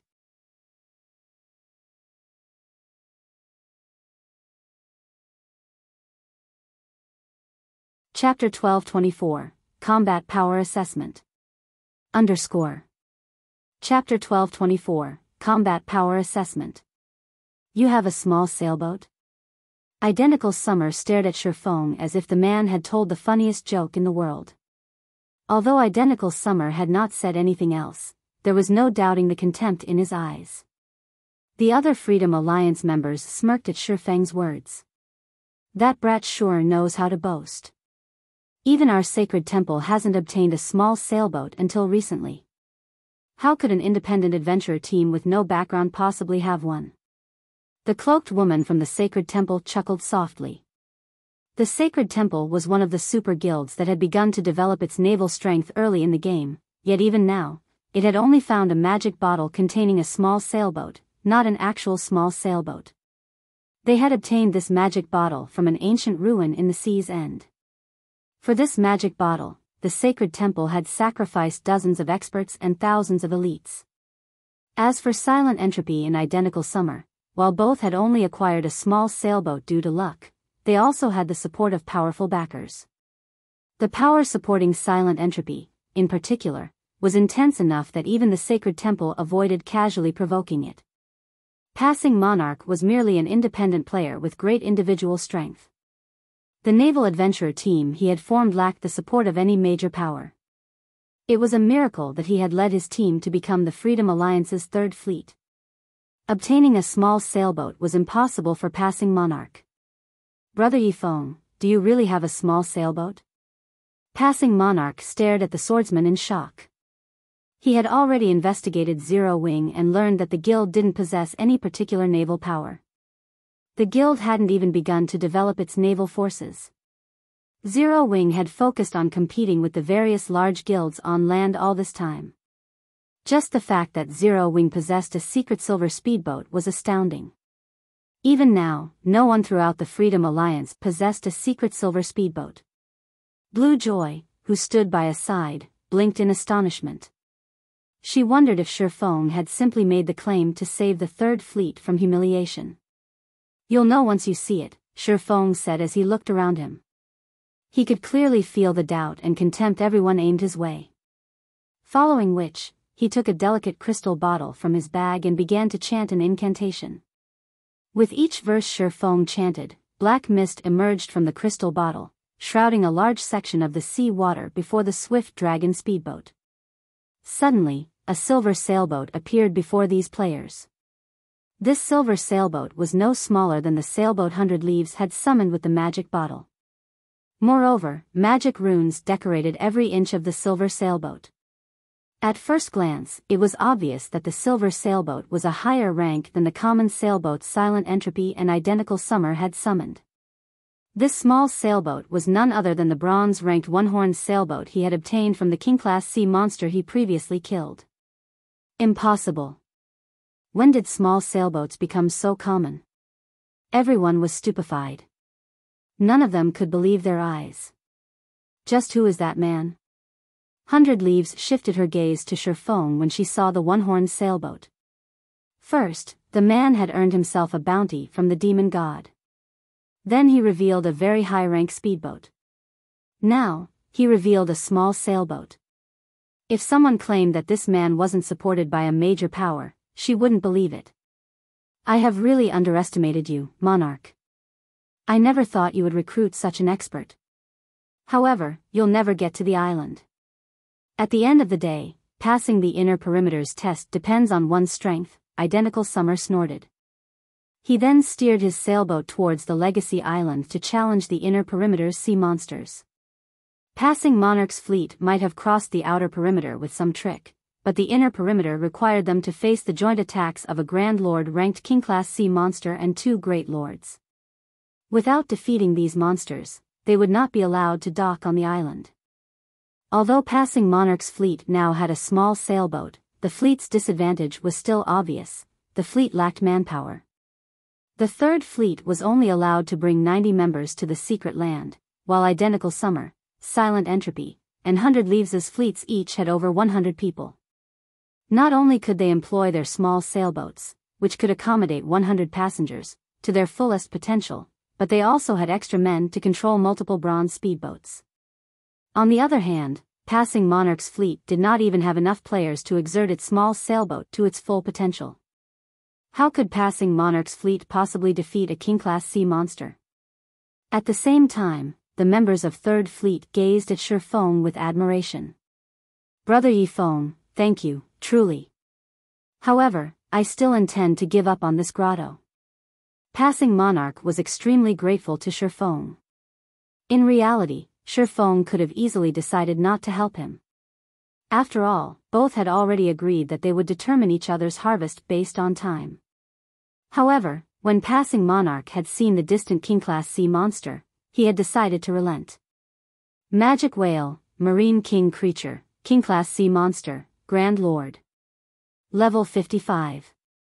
HP 200,000,000/200,000,000. Razor Shark, Marine King Creature, Sea Monster, Great Lord. Level 55. HP 80,000,000/80,000,000. Seeing these sea monsters' statistics, even a naval expert like passing Monarch felt powerless. Just one Great Lord-ranked Razor Shark was already a difficult foe, not to mention 2 and the Magic Whale. Without dozens of speedboats attacking at the same time, it was practically impossible to defeat all 3 sea monsters. Meanwhile, the fleet's Silent Entropy, Identical Summer, and 100 Leaves commanded had some hope of victory as they each had around 7 or 8 bronze speedboats to assist them. For example, Silent Entropy's small sailboat was currently tanking the Magic Whale while 2 other bronze speedboats dealt with the Razor Sharks. As for the remaining speedboats, they focused their fire on the Razor Sharks. Although each bronze speedboat only inflicted around -200,000 damage, the total damage from 6 or 7 bronze speedboats still surpassed the sea monster's battle recovery. It was only a matter of time before the speedboats dealt with the 2 razor sharks. Once those 2 sea monsters had been dealt with, Silent Entropy's fleet would slowly, but surely, whittle down the magic whale's HP. On the other hand, they couldn't even exert the maximum combat power of their small sailboat. How were they going to whittle away the sea monster's HP? Hence, rather than waste time here, exploring the other grottos would be more beneficial. With their fleet strength, they wouldn't have any issues obtaining 2 legacies. Brother Monarch, since you wish to give up, why don't you let me command the fleet for the first 4 hours? Shi Feng asked. Passing Monarch's decision hadn't particularly surprised him. After all, assessing an opponent's combat power was the basics of being an expert. If passing Monarch couldn't even do that much, he would not have become an expert at all. Only, passing Monarch's assessment was slightly different from his. Brother Yifeng, is there really a reason to waste time here? Passing Monarch could not figure out what was going through Shi Feng's mind. It was already clear that they had no hope of victory, yet this swordsman insisted on jumping into the jaws of death. However, when passing Monarch saw the determination in Shi Feng's eyes, he had no choice but to nod, saying, "All right, then. We'll follow your command for the next 4 hours. Once these 4 hours are up, we'll leave immediately." Following which, both sides renewed their contract yet again. From the next 4 hours, the Third Fleet would be under Shi Feng's command. After finding nothing wrong with the contract, Shi Feng stored it away in satisfaction. "Let's go." Shi Feng smiled at the distant magic whale. Others might not know the one-horned sailboats might, but he did. While king-class sea monsters were quite powerful, a bronze sailboat could not be underestimated either. Following which, Shi Feng allocated tasks to the Third Fleet's members. The Swift Dragon speedboat and one of the bronze speedboats had a 20-man crew each, while each of the remaining 3 bronze speedboats had a party of 6. The remaining fleet members would board the one-horned sailboat and deal with the magic whale. This is nuts. We'll only have 32 people on our strongest ship. How are we going to hold back the magic whale? When passing Monarch and the others saw Shi Feng's distribution, they were confused. The other fleets had 3 full MT parties each, splitting the magic whale's damage. Those fleets also had the other crew members on their small sailboats sharing the damage. Only then could they minimize the damage to their sailboats. Otherwise, before their respective fleets even finished off one razor shark, their sailboats would be reporting for duty in Davy Jones' locker. However, Shi Feng insisted on this setup, and passing Monarch had no choice but to agree. After all, Shi Feng now held authority over the fleet. Moreover, the sailboat belonged to Shi Feng. As the one-horned sailboat approached the island, a magic whale and 2 razor sharks emerged from the water. Their massive frames resembled large mountains, blocking the Legacy Island from view. "Begin." Shi Feng fired the thunder cannon at the magic whale.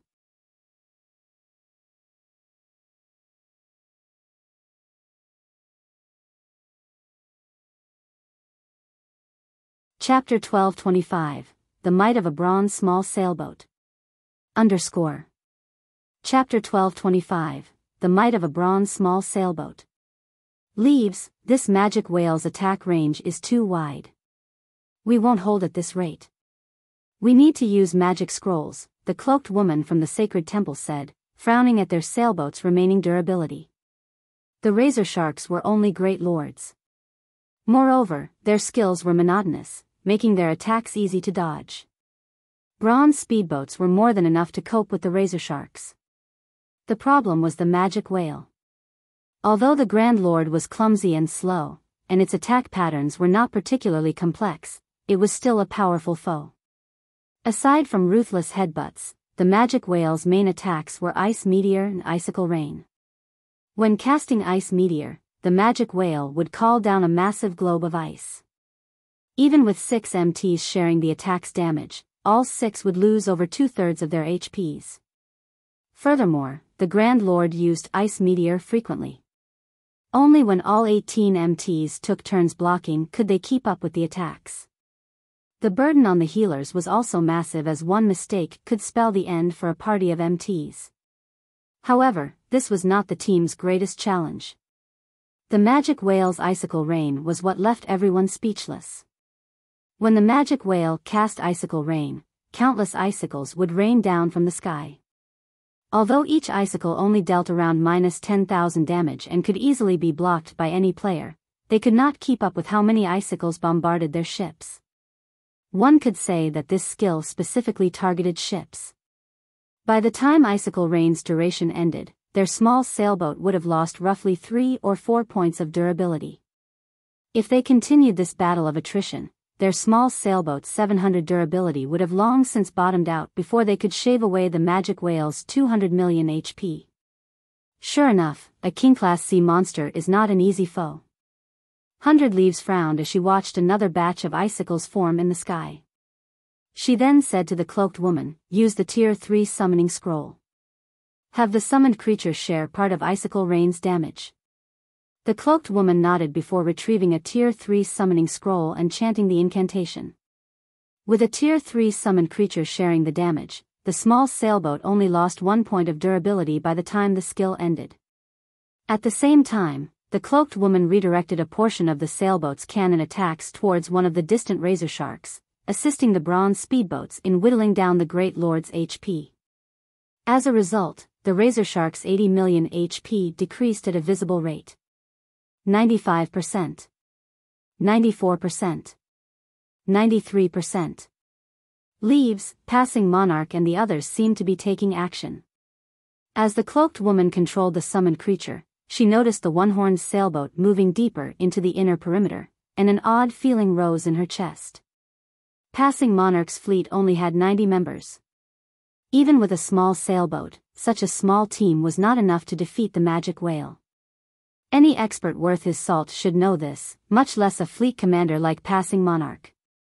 They're actually pushing forward? 100 Leaves glanced at Shifeng, who stood aboard the one-horned sailboat.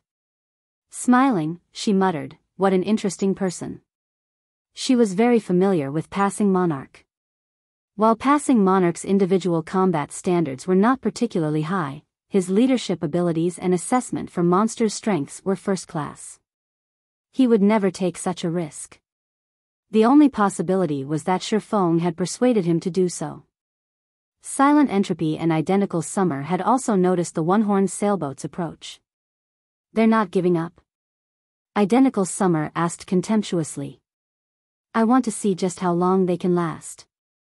Currently, his fleet barely held its ground against the 3 guardian monsters. He still didn't know if his team could kill the magic whale. In the case of Passing Monarch's fleet, however, just killing the 2 razor sharks would be a huge challenge. As such thoughts ran through the various commanders' minds, a golden beam exploded from the one-horned sailboat's bow, slamming into the magic whale's thick hide. Boom! As it struck, the golden beam carved out a small wound from the magic whale's side, blue blood spilling into the water. How can it possess such power? 100 Leaves was shocked. No matter how many times her small sailboat attacked the magic whale, they had only taken a fraction of the Grand Lord's HP. The sailboat's attacks could not cause any substantial injuries to the Grand Lord. How can this sailboat possess such a high-rank cannon? Could it have been modified? As Identical Summer stared at the wound on the magic whale's body. In God's domain, no ship was static. They could all be modified. Only, there was a limit to how much a ship could be modified and strengthened, as the ship's construction materials were a limiting factor. Furthermore, it was very difficult to modify and strengthen a ship. The task required lifestyle players of considerably high rank. To modify a ship, one also had to risk reducing the ship's quality or destroying it altogether. Hence, even now, nobody actually dared to modify their precious ships. Aerul. Enraged, the magic whale beat its tail fin violently and propelled itself towards the one-horned sailboat. The 2 razor sharks followed after the magic whale. A bronze small sailboat's cannon fire is really quite impressive. Shi Feng was very satisfied with this outcome. Seeing the magic whale and razor sharks swimming closer, he activated Thunder Blast, the one-horned sailboat's strongest move. This attack was many times stronger than the Swift Dragon speedboat's dragon cannon. Immediately, several snakes of golden lightning surged forward, dealing devastating damage to the area 500 by 30 yards ahead of the one-horned sailboat. As the golden lightning snakes slithered towards the magic whale and razor sharks, the three sea monsters revealed a hint of fear, trying to avoid the incoming attack. Unfortunately, Thunder Blast was not cannon fire. Rather, it was a magical attack channeled from a magic array. It was many times faster than cannon fire. The arcs of golden lightning had crossed several hundred yards in the blink of an eye. Boom! Boom! Boom! When the golden lightning streaked past the magic whale and razor sharks, all three sea monsters screamed in agonizing unity. The magic whale and razor sharks were all in a miserable state. The magic whale was covered with wounds with fresh, blue blood coloring the water. A damage of over -900,000 had appeared above its head. As for the razor sharks, many areas of their bodies had scorched black. The two great lords had clearly suffered serious injuries, significantly affecting their combat powers. Each had lost over 2 million HP in the attack. Thunder blasts might stupefied everyone present. This is impossible. The watching players instinctively refused to accept this reality. They had lived in Sea's End throughout their career in God's domain. They had lost count of how many times they had fought sea monsters. Hence, their naval understanding ranked at the peak of God's domain. However, the one-horned sailboat's attacks were unbelievable. Brother Yifeng, what rank is your sailboat? Passing Monarch gulped audibly as he looked at the heavily injured razor sharks. Only now did he understand why Shi Feng was so confident. With such firepower, it was no wonder why Shi Feng wasn't worried about killing the magic whale. What do you think? Shi Feng smiled mysteriously, not offering a concrete answer. Players still assumed that small sailboats were similar to speedboats, which had only a small gap in power between each rank. They had not yet realized how vast the divide was between a common ranked small sailboat and a bronze rank. In terms of firepower, a bronze small sailboat could rival a fine gold speedboat. This was the reason that passing Monarch's assessment of each side's combat power was incorrect. Brother Monarch, you guys deal with the razor sharks. Make sure you lure them away from each other.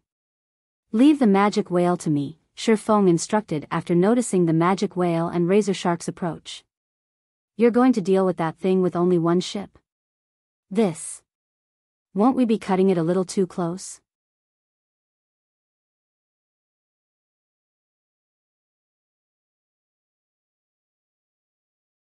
Chapter 1226, Hidden Effect of the Bronze Small Sailboat.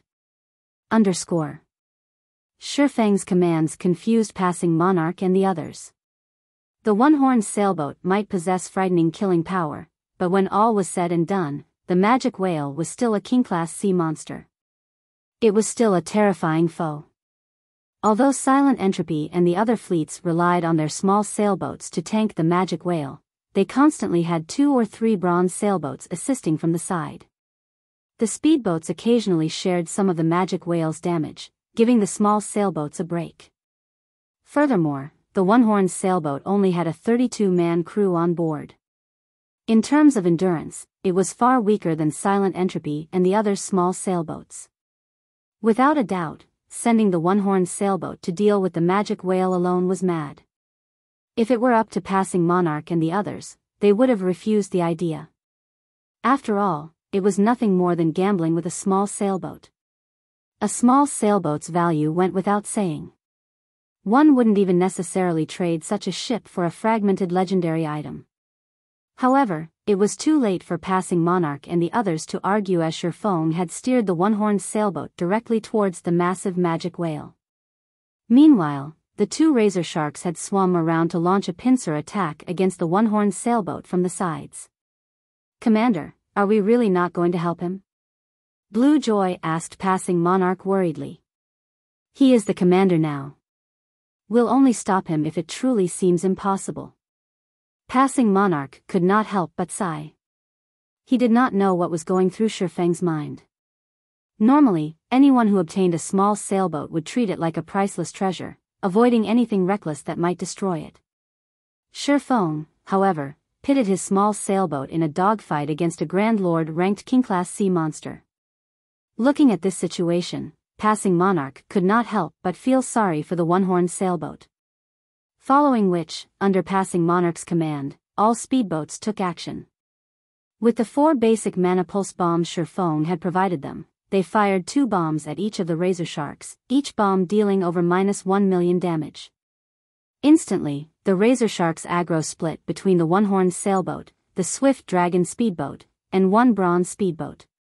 As the razor sharks were about to reach the one-horned sailboat, the MTs on board the swift dragon speedboat and bronze speedboat used crowd mock, securing the Great Lord's aggro. Immediately, the 2 speedboats split up and moved away from the magic whale, the razor sharks following closely after them. The timing of Passing Monarch's commands was extremely accurate. Meanwhile, the magic whale bellowed when it noticed the one-horned sailboat approaching. 3 ice meteors then appeared in the air. Ha ha ha. Now you've done it. I want to see how you intend to clean up this mess. Identical Summer smirked when he saw the 3 ice meteors. When his and the other fleet's magic whales used ice meteor, they only summoned 2 attacks. Thunder Blast has surprised him, he was even somewhat jealous. However, it was obvious that this frightening firepower had angered the magic whale. Even his fleet would suffer against 3 ice meteors at the once, not to mention the one-horned sailboat, which faced the magic whale one-on-one. Leaves, look at the small sailboat in Passing Monarch's fleet, the cloaked woman from the sacred temple called out in surprise and pointed at the one-horned sailboat. There are less than 50 people on board. Less than 50? 100 Leaves, who commanded her own battle, turned to look at the one-horned sailboat upon hearing this, her brows rising in surprise. They actually did something like that? This was ludicrous.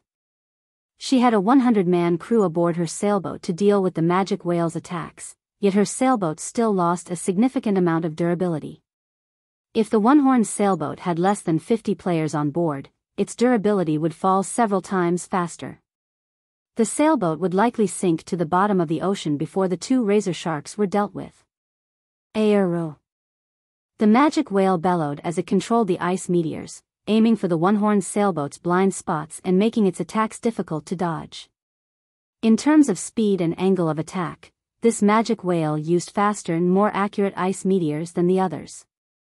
When the 3 ice meteors were less than 30 yards away from the one-horned sailboat, Shifeng activated Mana Drive, increasing the sailboat's speed by 30%. This allowed the sailboat to dart out of the magic whale's attack trajectory in the nick of time. After dodging the ice meteors, the one-horned sailboat's 4 thunder cannons rang out simultaneously. 4 golden beams struck the magic whale, tearing a pained cry from the Grand Lord's throat as a series of damages appeared above its head.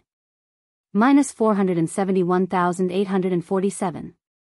-482,187. -471,974. -472,079. The 4 cannons instantly devoured nearly 2 million of the magic whale's HP. Sure enough, it won't be possible to kill it with the one-horned sailboat's firepower alone. Shifeng felt a headache brew as he looked at the magic whale's HP. It seems we'll have to kill the razor sharks first and then focus fire on the magic whale. Although the one-horned sailboat was quite powerful, the magic whale could recover 2 million HP every 5 seconds. With the thunder cannon's long cooldown, it was impossible to kill the magic whale without help. Following which, Shifeng readjusted the one-horned sailboat's course, circling the magic whale while waiting for the thunder cannon's cooldown to finish. When the enraged magic whale saw that its first wave of attacks had failed to land, it used its AoE attack, Icicle Rain. Even with the one-horned sailboat's increased speed, it couldn't avoid this attack. All members, prepare to block the icicles. Shi Feng shouted. Although Shi Feng had issued the command, he knew it was unrealistic to expect 32 people to block so many icicles. As the icicles began to descend, Shi Feng took a Tier 3 summoning scroll from his bag. Immediately, a massive golden gorilla appeared, joining the defense. Dang! Dang! Dang! Under Shi Feng's control, the golden gorilla executed Sword's Orbit, using its arms in place of swords. This was another method of utilizing combat techniques. Only, doing so required considerably fine control and a great understanding of a combat technique. Although Shi Feng could not execute Sword's Orbit through the golden gorilla as freely as with his own body, with the summoned creature's massive frame and wide attack range, it easily protected over half the one-horned sailboat from the icicle attacks. The players blocked the majority of the icicles, protecting the remaining half. Overall, less than 1/10 of the icicles had actually struck the sailboat. This outcome was on par with 100 Leaves and the others. How did he do that? The players watching from afar were flabbergasted. Despite having similarly summoned Tier 3 summoned creatures, their summoned creatures could only block around 1/3 of the magic whale's icicle rain. Their summoned creatures even lost over 1,500,000 HP with each wave of attacks, yet the golden gorilla had blocked half of the icicle rain, losing less than 500,000 HP. This was simply inconceivable. It wasn't just the golden gorilla that had received less damage than expected. Even the players on the one-horned sailboat had only lost around 7,000 HP when struck, 3,000 less HP than their players. This allowed the one-horned sailboat's crew to endure many more attacks. However, what everyone did not know was that bronze small sailboats had a hidden effect. The runes lining the hull weren't just for decoration. They possessed a damage mitigation ability. The runes could reduce an attack's damage by 10% to 30% based on the attack's might. Although the icicle rain was a powerful skill, the individual icicles did not pack a lot of power. Hence, their damage was reduced by 30%. In addition, a bronze small sailboat's defense was superior to that of a common small sailboat. Despite receiving roughly the same amount of attacks, the one-horned sailboat had not lost a single point of durability after the last wave of attacks. This was also the reason that Shi Feng dared to challenge the magic whale with a crew of fewer than 50 people. Time passed quickly. While keeping the magic whale distracted, the one-horned sailboat launched attacks at the distant razor sharks. In less than 15 minutes, both razor sharks were dead, fueling the team's EXP bars. In contrast, each of the other fleets had only dealt with one razor shark so far. The difference between them was obvious instantly. Now that only the magic whale remained, Shi Feng's side had a much easier time. Although it took a long time just to reduce the magic whale's HP by 1%, they slowly, but surely, depleted the Grand Lord's HP. When the magic whale's HP fell to 10%, it spread its colossal jaws, and a frightening amount of mana began to concentrate in its mouth. All speedboats, hide behind the sailboat. Shi Feng shouted hurriedly. All King-class sea monsters possessed powerful team-wipe moves. The magic whale was no exception. The King-class sea monsters inside secret lands might not be as powerful as those elsewhere, which possessed second lives, but it still shouldn't be underestimated. Hararo. An evil glint appeared in the magic whale's eyes. The magic whale snapped its mouth shut. Its body then began to release dark blue beams of light that directly devoured Shi Feng and the others. As the light show ended, the sea around the one-horned sailboat and the magic whale had transformed into a frosty world. Everyone gasped at this sight. The magic whale was simply too fierce. This last move could rival the power of a Tier 4 large-scale destruction spell. As a result of the spell, the magic whale had lost 5% of its HP. As the icy fog surrounding the one-horned sailboat dissipated, it received significant damage as the blue barrier protecting the ship crumbled and disappeared. This was none other than the one-horned sailboat's life-saving skill, Magic Shield. When activated, it would create a barrier capable of absorbing up to 1 million damage for 5 minutes. Although the barrier couldn't mitigate all of the damage, at the very least, it had prevented many of the crew's deaths. After sharing the damage, 19 people were still alive on the one-horned sailboat. As for the speedboats behind the one-horned sailboat, only the Swift Dragon speedboat and the Bronze speedboat with a full crew had half their original crew members. The other Bronze speedboats had lost their entire crews, leaving behind ghost ships. The magic whale has entered a weakened state. Throw everything you have at it. Shifeng had less than half of his HP remaining. Although he had prepared for this, the move had shocked him. Even after activating Magic Shield, everyone on board had still received so much damage. Although only the one-horned sailboat, Swift Dragon speedboat, and one Bronze speedboat remained, the magic whale's defense was crippled. Moreover, it had lost its ability to recover in battle. It was nothing more than a living target for Shifeng and his crew now. 4%. 3%. 2%. 1%. Die. Shifeng activated Divine Blessing and used Thunder Blast. Countless arcs of golden lightning devoured the magic whale's remaining HP. In the end, the magic whale released an agonized cry as its body disintegrated into particles of light. Immediately after, a large group of golden dots descended towards the water.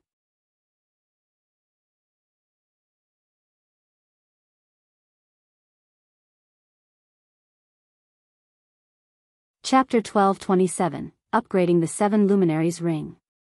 Chapter 1227, Upgrading the 7 Luminaries Ring. It's dead. Silent Entropy, Identical Summer, and 100 Leaves' crews were dazed for a long time after watching Shifeng and his team kill the magic whale. Even now, they had only whittled down their respective magic whales to 30% HP, and both their small sailboats and their member count had suffered significant losses. Their healers, in particular, were nearly out of mana. They were barely holding on by relying on mana recovery potions and special tools. Needless to say, the longer they continued this battle, the greater their losses would become. Damn it. Why are they the ones to kill the monsters first?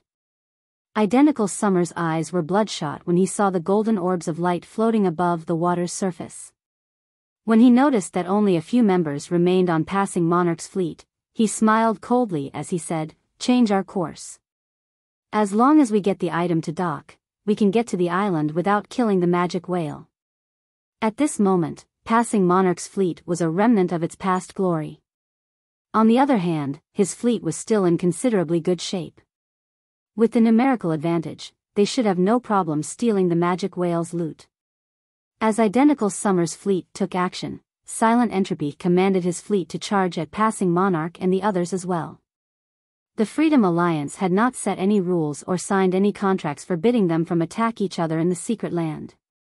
After all, with so many legacies, it wasn't very likely that two fleets would find the same legacy.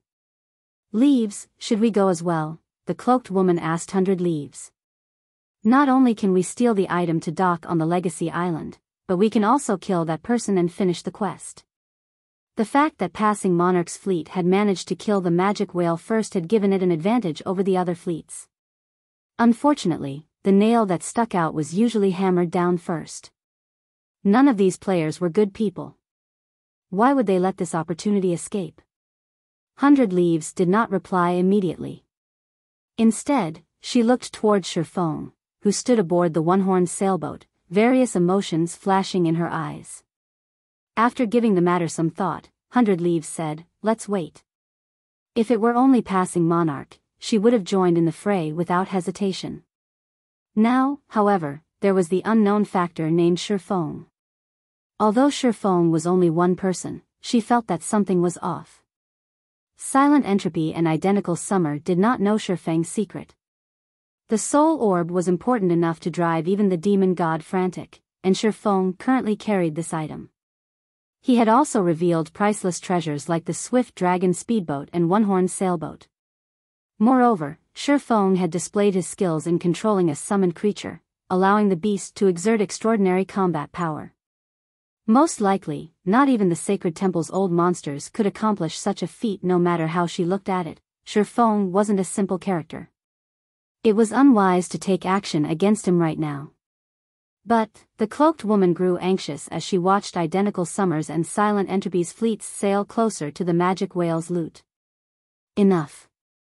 I've made my decision. Let's concentrate on dealing with our own magic whale. If there is an opportunity, I won't let it get away, 100 Leaves commanded indifferently. Meanwhile, as soon as the magic whale had died, Shifeng steered the one-horned sailboat towards the dropped item's location, completely ignoring the fact that the magic whale had provided enough EXP to net him one whole level. Currently, he was at 24% of level 51. Meanwhile, Passing Monarch and the other members of the Third Fleet had leveled up twice, reaching level 45. Perhaps due to divine providence, the magic whale had dropped over 30 items. This was a considerable harvest for a monster in a secret land. The monsters in secret lands were mainly there to test players' worthiness of the final treasure. Hence, while they provided higher EXP than normal, their drop rate was generally low. Take the two razor sharks for example. Both had only dropped 4 items in total. Although the magic whale's 30-plus items were scattered, Identical Summer's and Silent Entropy's fleets were too far away. Even if they sailed at full speed, it would be quite some time before they arrived. Shifeng had more than enough time to pick up all of the loot. Hand over the loot, and I'll let you all off the hook. Identical Summer, who arrived first, shouted at Shifeng and Passing Monarch. If you don't hand it over, none of you will leave this place alive. I'll have my men kill you until you drop all of the loot. Summer, you're too shameless. Didn't we agree to rely on our own skills once we enter the secret land? We killed this magic whale. Passing Monarch surveyed his surroundings and noticed that Identical Summer's fleet had already surrounded them. They would have to fight their way out now. After entering the Sea Dragon's secret land, players couldn't leave the secret land during the first 6 hours. So far, only 1 hour or so had passed. With the number of players in Identical Summer's fleet, he definitely had the power to kill them multiple times. Ha ha ha. Monarch, while we did agree to rely on our own capabilities, we never said that we aren't allowed to plunder each other's ships. Identical Summer sneered. I don't have that much patience right now. I'll count to 3. If you don't hand the loot over, don't blame me for being ruthless. 1. 2. Both he and Silent Entropy intended to plunder Passing Monarch's loot. As his fleet was closer to the one-horned sailboat, he got there first. However, if Silent Entropy joined the battle, the situation would become even more complicated. If there was going to be a battle, he needed to end it quickly.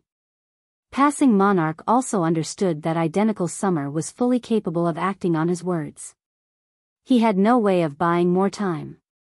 He turned to Shifeng and said quietly, Brother Yifeng, rest assured, even if I have to put my life on the line, I won't let Identical Summer get away with this.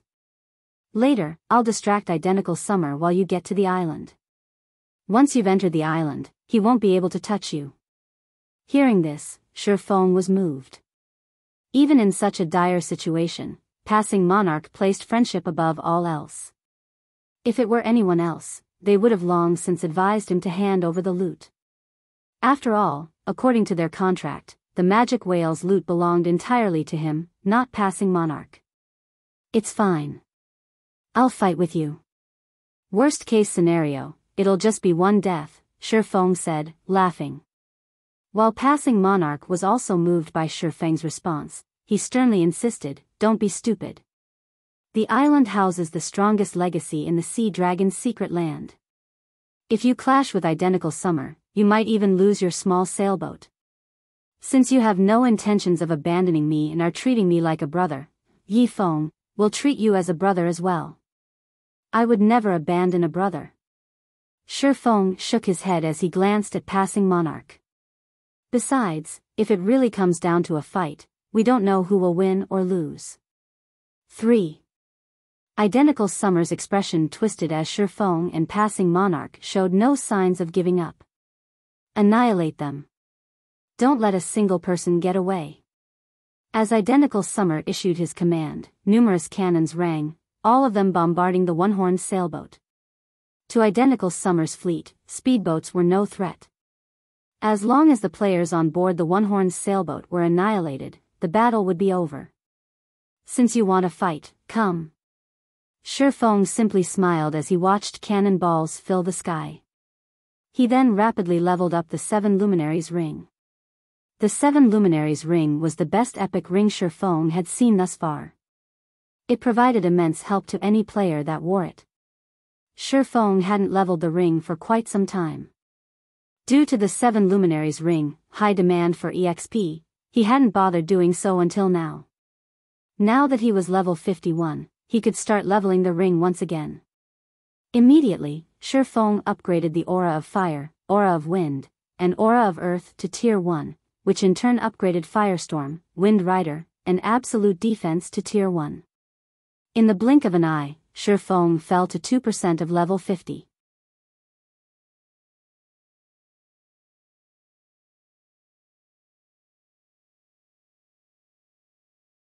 Chapter 1228, One Strike. Chapter 1228, One Strike. Sure enough, the skills have grown significantly stronger after reaching Tier 1. Shi Feng smiled faintly as he looked at the newly improved 7 Luminaries ring. The instant the 3 skills reached Tier 1, they had undergone massive changes. Originally, Absolute Defense only granted immunity to all damage for 5 seconds. After reaching Tier 1, it also gave immunity to all allies within 15 yards for 3 seconds. Meanwhile, the skill now had a cooldown of 1 minute 30 seconds. As for Wind Rider, the movement speed increase it provided had risen from 220% to 300%. The skill also increased the damage of his next attack by 500%. As for the duration, it increased from 24 seconds to 30 seconds. The cooldown hadn't changed, remaining at 2 minutes. Lastly, Firestorm, which had dealt 1,200% damage to an area of 45 by 45 yards for 6 seconds, now dealt 1,500% damage to an area of 50 by 50 yards for 6 seconds. As for its cooldown, it still lasted 5 minutes. After Shi Feng finished upgrading the 7 Luminaries ring, he steered the one-horned sailboat towards the incoming cannonballs. At the same time, he activated Absolute Defense. Boom. Boom. Boom.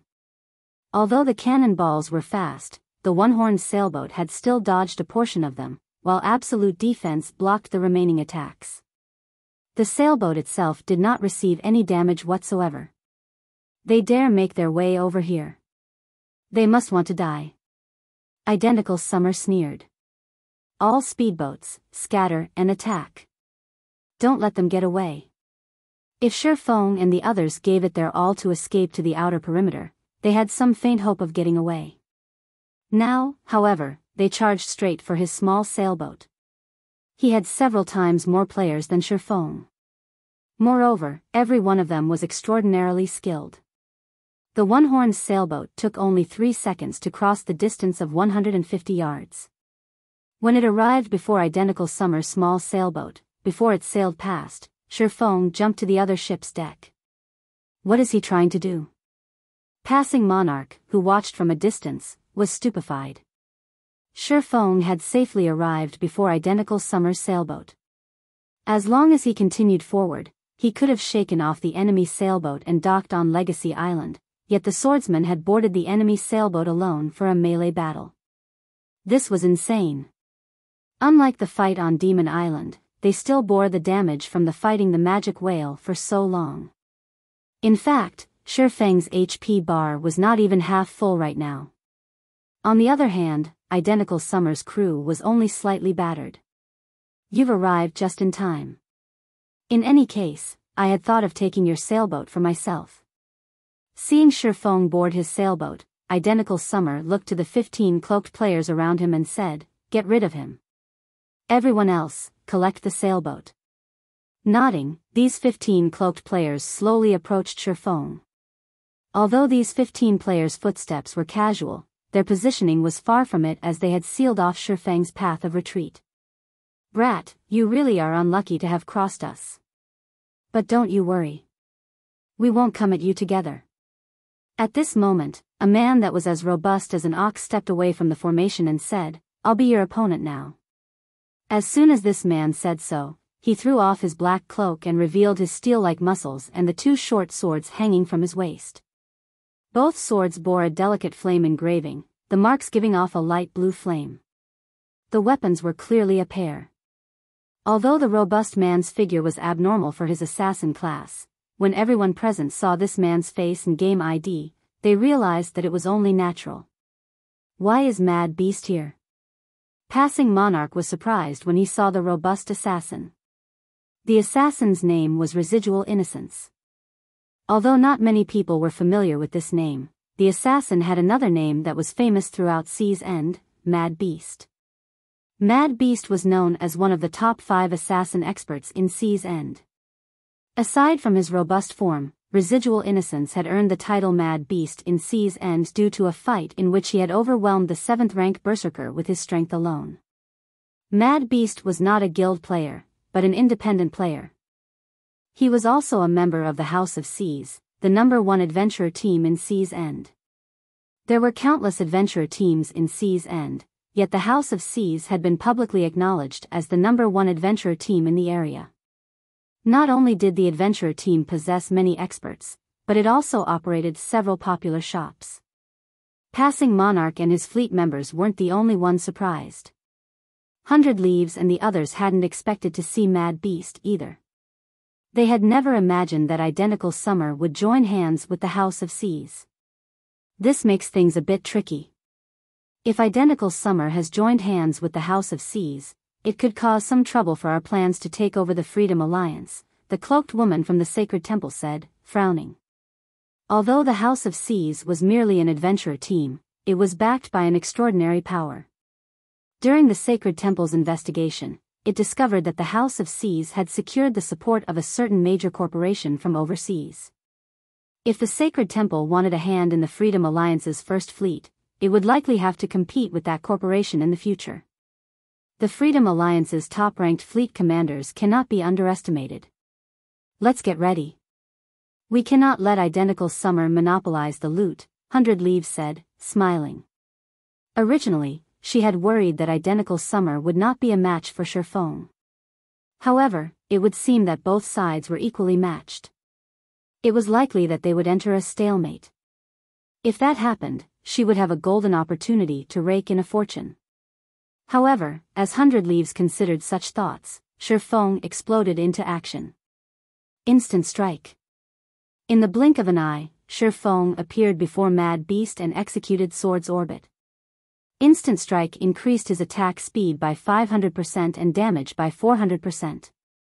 Even someone like Mad Beast was caught off guard.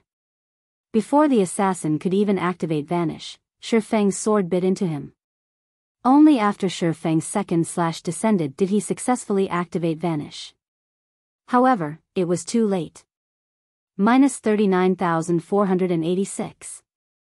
A terrifying damage devoured all of Mad Beast's 30,000 HP.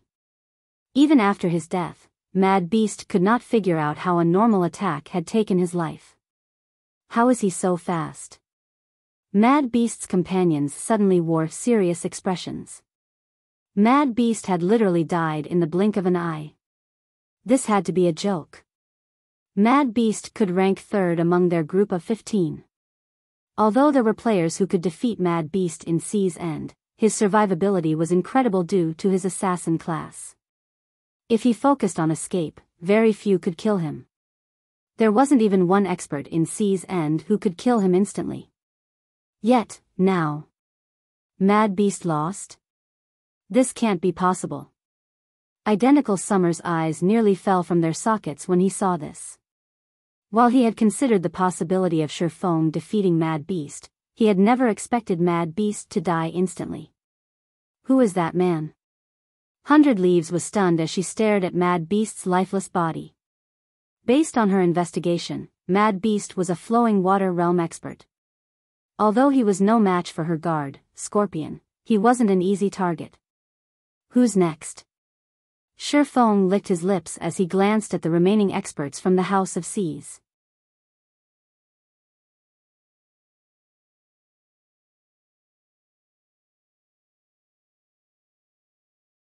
Chapter 1229, Glory and Collapse.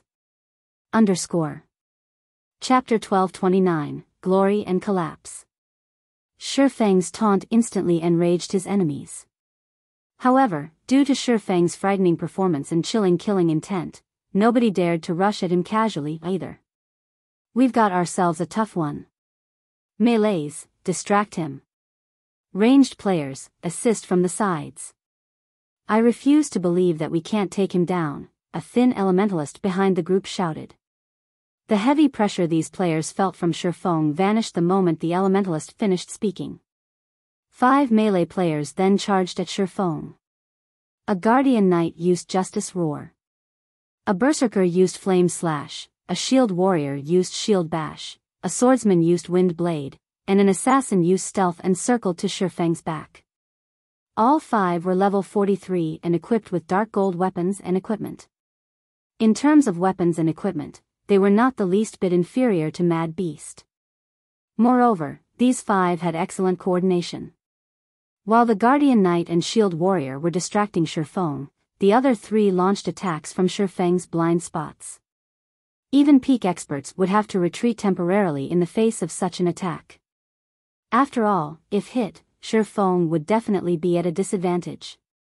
At the same time, the slim elementalist waved his staff and double cast, sealing off Shi Feng's only path of retreat with an ice wall as well as sending 5 great fireballs following the Guardian Knight and Shield Warrior.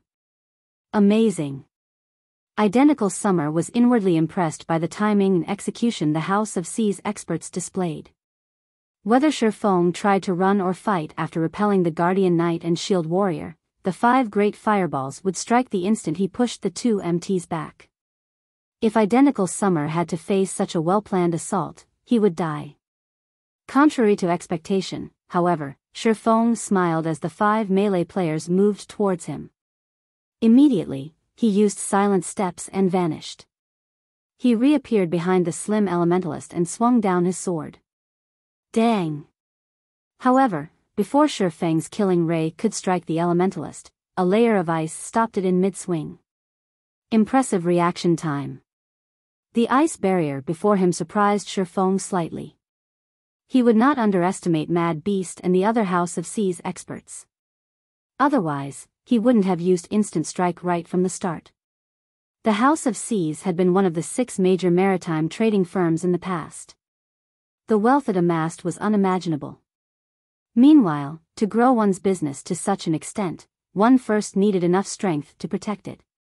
In fact, Mad Beast and the others represented the House of C's strength. They were all incredibly strong, and every one had been an apex expert that had reached Tier 5. Even on land, the House of C's had been strong enough to challenge super guilds. After Shi Feng's attack met the elementalist's ice barrier, the other House of C's members reacted and bombarded Shi Feng with attacks. Dozens of arrows and spells flew at Shi Feng, giving the swordsman no other choice but to retreat momentarily. Be careful. This bastard has quite a few instantaneous movement skills, the elementalist warned his companions. Don't hold back. If not for Shi Feng's previous display against Mad Beast, even he would have been slow to react. He was second in command in the House of C's, nicknamed the Frost Saint. He had also been born with faster reactions than most ordinary people. Even so, Shi Feng had nearly caught him off guard and killed him. This proved that Shi Feng's basic attributes and combat standards were extraordinary. I really never imagined that we would one day meet an opponent that could force all of us to activate our berserk skills and work together. The Shield Warrior sighed as he looked at Shi Feng, who remained unharmed. However, he did not take the situation lightly as he activated his berserk skill. Immediately, his HP doubled, soaring past the 70,000 threshold. His strength and agility attributes had also improved significantly. Charge! This guy's too nimble. I'll try to restrain him, a distant ranger announced as he took 5 silver arrows from his bag. Savage, you're so generous, the Shield Warrior chuckled as he glanced at the silver arrows. The ranger named Savage treasured these silver arrows, each worth 10 gold coins. Crafting the arrows required many rare materials. Aside from dealing with Grand Lords, he had never seen Savage use the arrows on anything. Just one of those silver arrows packed enough power to injure a Grand Lord, not to mention 5 of them. Even if he activated a life-saving skill, he couldn't avoid the Ranger's treasures. He should be proud to die under my arrows, Savage boasted as he activated his berserk skill and released his bowstring. Shio! All 5 silver arrows flew towards Shifeng simultaneously. As the silver arrows sliced through the air, they twisted the space around them. Gravity arrows? Shifeng frowned when he saw the incoming arrows. Originally, he had intended to preserve some of his skills, but he scrapped that idea. Without hesitation, he activated Thunder God's Descent, increasing his movement speed and attack speed 150%, damage by 50%, and decreasing all damage received by 50% for 30 seconds. He then charged straight at the shield warrior and 5 gravity arrows. Asher tightened his grips on his 2 swords and brandished them. Starlight sparkled around him. Swords orbit. Pung. Pung. Pung. Shifeng's blades repulsed the shield warrior instantly, forcing the man to take several steps back. As for Shifeng himself, he was knocked back by roughly 8 yards, his blades emitting a low hum. He blocked them. Savage's mouth twitched. Sure enough, fighting so many refinement realm and above experts is taxing. Shifeng revealed a bitter smile as he glanced at his trembling hands. He had lost 10,000 HP when he had blocked the 5 gravity arrows. Without Thunder God's Descent, he would have lost double that. He only had around 10,000 HP remaining. Normally, killing any one of these players in a one-on-one would be a piece of cake with his level, weapons, and equipment. However, even he couldn't end this battle in a short time with these 14 players working together. His best option was a battle of attrition, slowly wearing down his opposition. Unfortunately, it was obvious that he didn't have that luxury. Currently, identical Summer's men had already begun to clash with Passing Monarch and the others. It was only a matter of time before so many enemies annihilated Passing Monarch and his fleet. It seems that I don't have the option of holding back any longer. Shifeng sighed. He then activated Heavenly Dragon's power. He had yet to reach the Legacy Island. Nobody knew what would happen once they docked. In addition to the time limit, Shifeng had wanted to conserve some of his strength in case of emergency. However, now that the House of Seas experts had already their berserk skills, he had lost his advantage of higher basic attributes. The slim elementalist felt a chill crawl down his spine when he saw this situation. He immediately shouted, "Careful! He has used his berserk skill. Damn it! How is he so strong? Frost, find an opportunity to use a Tier 3 magic scroll. We'll pay for this trade." The House of Seas members wore serious expressions. They glared at Shifeng was as if he were their greatest enemy, focusing on the swordman's every move. Meanwhile, Shifeng no longer held back. Wind Rider. In the blink of an eye, Shifeng appeared before the slim elementalist, who had been 16 yards away. He swung down his sword. It was a simple and straightforward slash. However, despite such a simple attack, the elementalist couldn't dodge in time. He was forced to use Blink, instantly appearing 15 yards away. Too close. Although Shifeng's sudden appearance had shaken the slim elementalist, he had used Blink in time. With this, Shifeng couldn't close in on him again so easily. Be careful. As the elementalist refocused his attention on Shifeng, he heard his companion's warning. Unfortunately, the warning came too late as Shifeng already stood before him. The upgraded Wind Rider increased Shifeng's movement speed by 300%. With the movement speed and agility buff from the aura of wind, Shifeng could easily cross a dozen yards or so in the blink of an eye. His speed might not be comparable to blink or instantaneous movement, but in such close quarters, he was not very far behind. How? Although the elementalist tried to retaliate, Killing Ray had already sliced open his neck, draining all of his HP.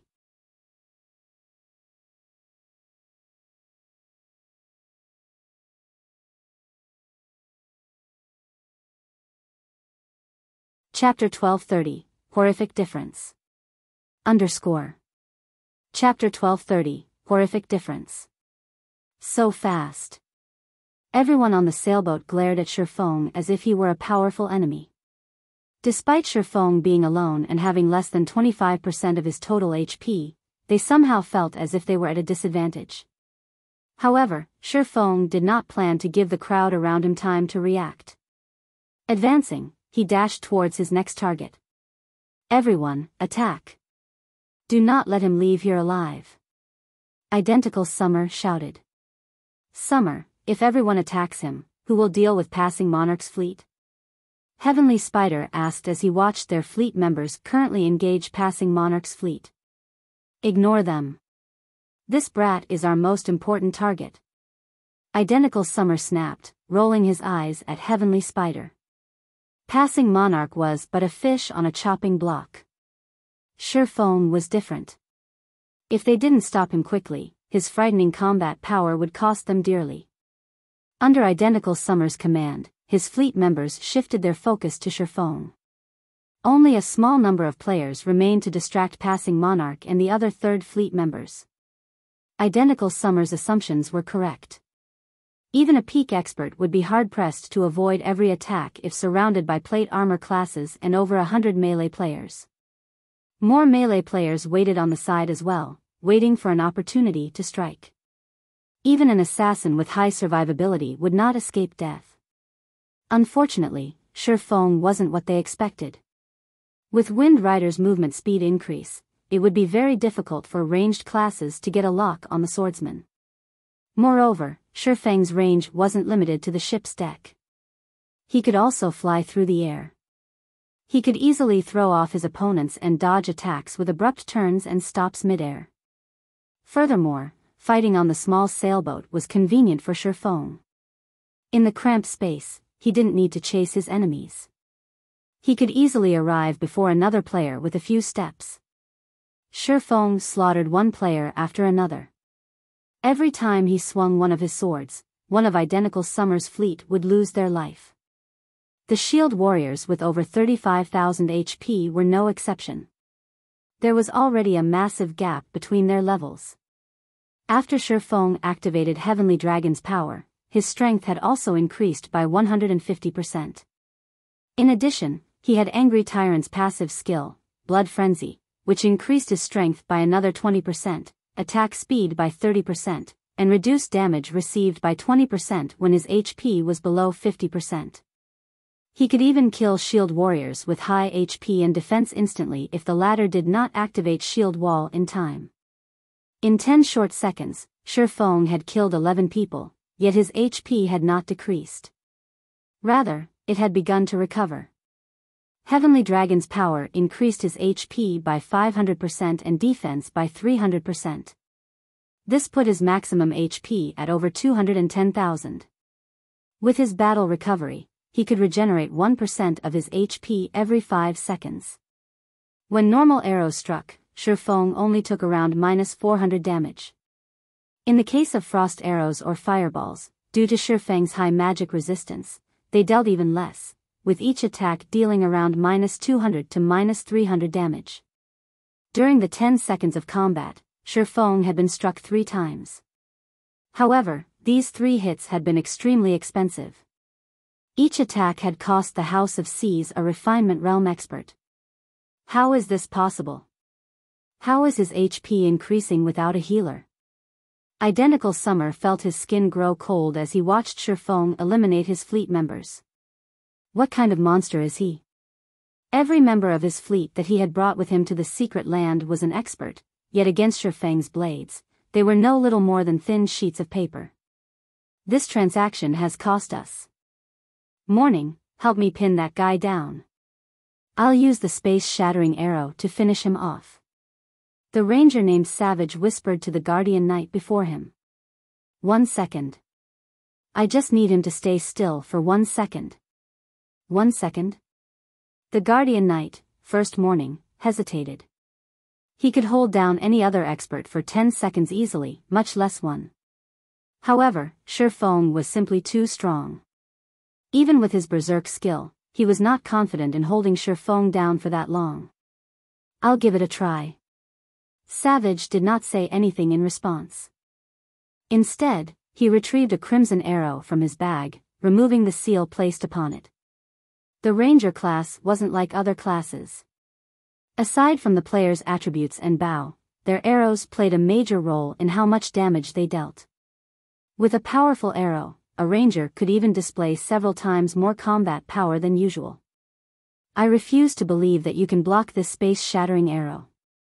Savage smiled confidently after removing the seal. The space-shattering arrow was not a craftable item. Rather, he had obtained it from an ancient ruin. It was the strongest arrow he had ever seen. As soon as he removed the seal, the arrow exuded a pressure on par with that of a great lord. Even injuring a grand lord wouldn't be an issue with his bow's effects. "Savage, now!" First Morning shouted. The instant he noticed Shifeng kill one of his companions, he launched himself forward and tackled the swordsman.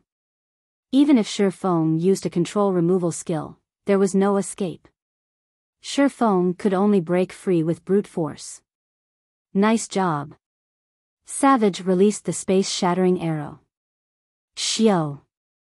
The crimson arrow flew towards Shifeng. Space itself cracked as the arrow passed. Even a Tier 4 skill paled in comparison to the space-shattering arrow's power. Shifeng's expression darkened when he noticed the rapidly approaching crimson arrow. If he were struck, even with Heavenly Dragon's power active, he would sustain heavy injuries.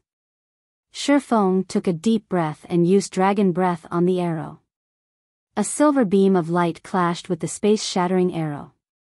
Unfortunately, Dragon Breath had only delayed it for a brief moment before the space-shattering arrow shattered the counterattack. However, the brief moment was just enough time for Shifeng to break free from First Morning's hold. Almost instinctively, he executed a complicated, mystical footwork technique before vanishing. Void steps. He disappeared. First Morning cried out in confusion. Although he searched for Shifeng, the space-shattering arrow had already pierced his heavy armor. Not only had the arrow killed the Guardian Knight instantly, but it had also punched a hole in the small sailboat. How is this possible? Savage couldn't believe his eyes. The space-shattering arrow was extremely fast. While Shifeng's speed was frightening, he shouldn't be able to dodge the arrow, yet. Shifeng had used Dragon Breath to stop the space-shattering arrow temporarily. He had then used the brief delay to break free from First Morning's hold and dodge the Ranger's attack. This was the first time he had ever seen such a fine, bold strategy. "Where is he?" Identical Summer muttered in confusion. Even after searching the deck, he didn't catch a glimpse of Shifeng. However, after Identical Summer had finished his 3 words, a blue longsword emerged from his chest. "You," Identical Summer tried to turn his head. Before he had noticed, Shifeng had stood right behind him. Although he couldn't see Shifeng's appearance due to the black cloak, he could somehow tell that Shifeng had flashed him a ridiculing smile. All this time, he had thought himself the hunter, but in reality, he was the prey. Only after Identical Summer's HP reached 0 did he finally realize that he had fallen into a monster's den without knowing it. Identical Summer's death had frozen every member of his fleet in shock. Despite an assault from so many people at once, not only hadn't Shifeng's HP dropped in the slightest, but the man had also taken their commander's life. How were they supposed to defeat such a monster? Retreat. No one knew who had shouted this word, but everyone instinctively followed the command. "You want to escape? Do you think it'll be that easy?" Following which, Shifeng raised Killing Ray high and activated Lightning Edge against the fleeing players. As Lightning Edge had a 0.5-second channeling time, it had limited effects against expert players. As he had previously stood in the center of the deck, he wouldn't have been able to hit as many players. Now, however, he stood at the tip of the stern. Lightning Edge's range was more than enough to cover the entire small sailboat. In addition, as these players turned their backs to him and fled, they had lowered their guard against the attack. Countless arcs of lightning shot forth from Killing Ray. Although some experts reacted quickly and dodged in time, over half of the team, consisting of over 100 players, died instantly. As for those who survived the attack, they had already jumped ship. Let's go. After Identical Summer, the small sailboat's captain, had died, Shifeng smiled in satisfaction. Now, even without Identical Summer's permission, any player could simply steer the sailboat away. Following which, Shifeng sailed towards the Legacy Island. As for Passing Monarch and the others, they followed closely after on the One-Horned Sailboat and Swift Dragon Sailboat. Only now did Silent Entropy's fleet arrive. "Commander, are we going to chase after them?" an indifferent man in blue mage robes asked as the fleet commander. "Forget it. The battle is over. If we fight that person, we'll likely let that little girl take advantage of us. Let's head back and finish off the magic whale." Silent Entropy shook his head as he watched the distant Shifeng.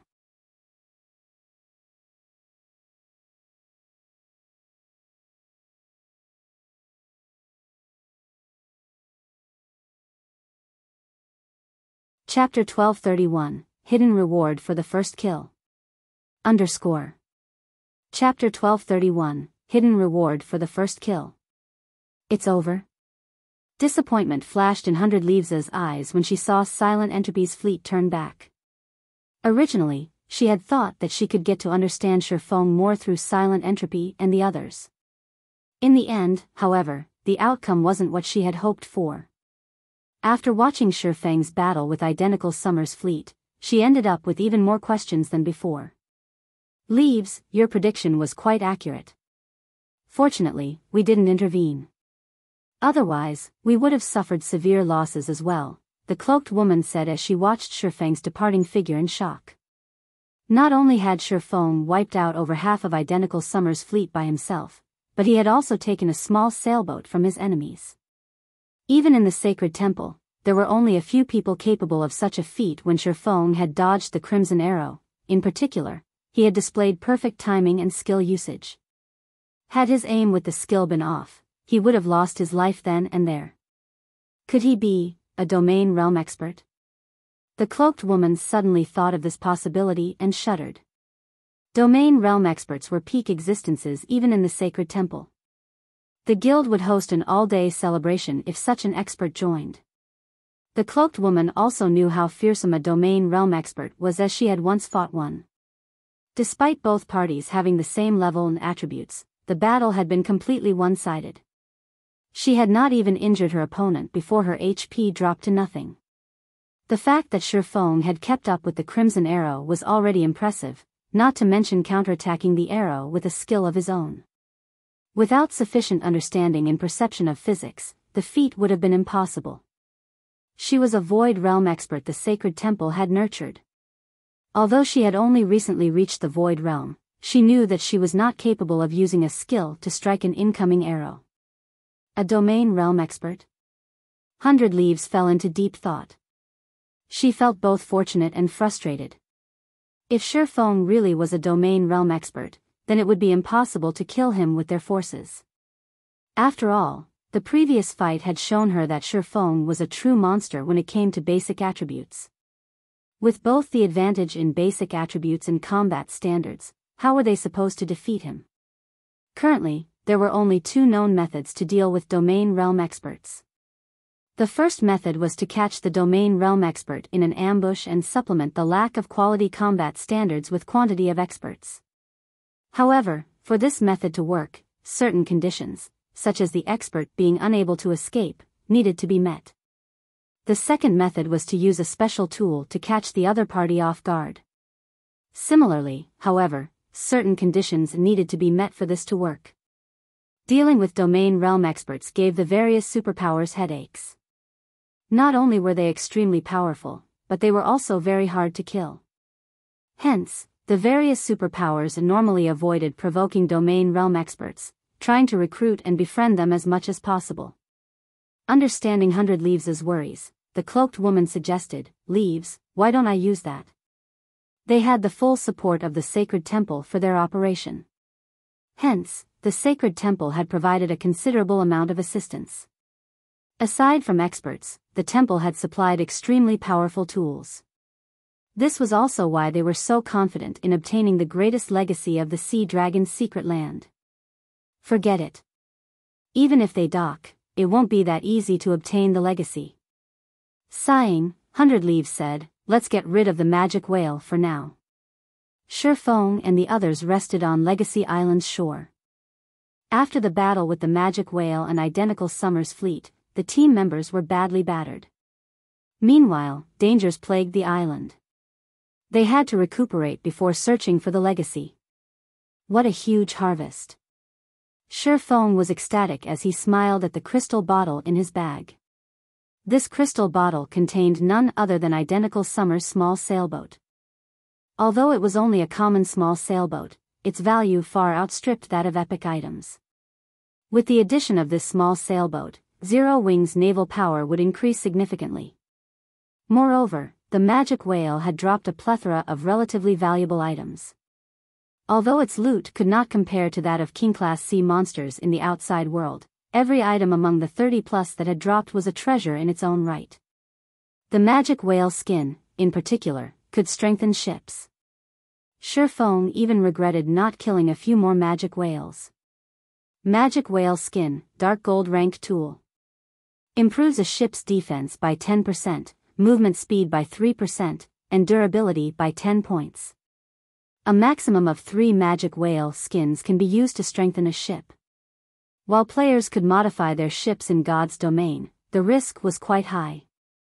A single mistake could ruin the ship entirely. However, there was also a risk-free method to strengthen a ship by using certain precious tools. In the past, the best ship-strengthening tool Shifeng had seen was only Secret Silver rank. Said tool was only capable of increasing a ship's defense by 5% and durability by 3 points. Even then, it could have easily sold for 500 gold on the market. One might consider the price steep, but many had fought over the item like crazy. If one used a ship-strengthening tool on an advanced speedboat, it wouldn't be worth the 500 gold. However, if used on a bronze speedboat or above, one could easily earn back their investment. Now, a total of 8 magic whale skins had dropped. Just looking at them excited Shifeng. The magic whale had also dropped 2 items that Shifeng valued above the rest. One of them was a growth-type support tool called the Alchemy Pot. The Alchemy Pot could increase a player's alchemy success rate. To alchemist players, this item was worth no less than an epic item. As for the other, it was the map of Sea God's Island, which was the name of the legacy island they rested on. The map recorded all of the island's secrets, and it allowed players to reach the legacy without wasting a lot of time with exploration. Is this the benefit of getting the first kill of a magic whale? Shifeng smiled at the Sea God's Island map in his hands. No one would have imagined that getting the first kill on the magic whale would offer such a benefit. Otherwise, Silent Entropy and the others would have used everything they had to kill their magic whales first. Brother Yifeng, you are incredible. You wiped out so many experts all by yourself. You are the strongest player I've ever seen. Reverence filled Blue Joy's eyes as she praised Shifeng. The Third Fleet had clashed with Identical Summer's Second Fleet in the outside world frequently.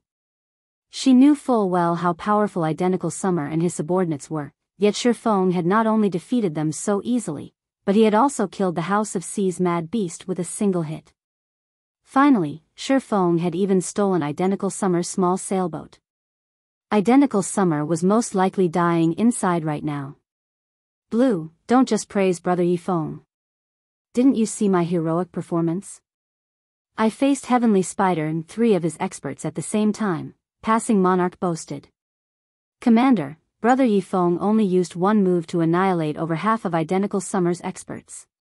When you can defeat dozens of experts of Identical Summer's caliber by yourself, I'll praise you as well, Blue Joy retorted, giggling. This, Passing Monarch fell silent. While he wished that he could accomplish such a feat, he was not a monster like Shifeng. Now that we've rested, let's set out. Shifeng simply smiled in response. In reality, his performance was average at best. In the past, The experts that had become legends in God's domain were the truly amazing players. One expert had defended an entire city by himself. Moreover, said expert's opponent had not been an ordinary guild, but a super guild. Watching the expert face off against hundreds of the super guild's top forces had been spectacular. There was also one instance where an expert had held their ground against 3 god-ranked players. That battle had been truly breathtaking. Blue Joy and Passing Monarch had experienced too few battles in God's domain, particularly between famous experts. While the Legacy Island seemed small from afar, in reality, it was massive. Its size could rival a regional map. The island was also home to many powerful monsters, the weakest of which were chieftain rank, while the strongest were grand lords. Fortunately, the maximum level was level 55. However, the most troublesome part about getting through the island would be the many fatal traps that waited for them. Fortunately, under Shifeng's lead, the group had managed to reach the heart of the island after only 2 hours. The Tower of Falling Stars. You're tuning into the Biyao's Wuxia Chronicles YouTube channel. Don't forget to subscribe and join us on this journey to catch the most captivating stories.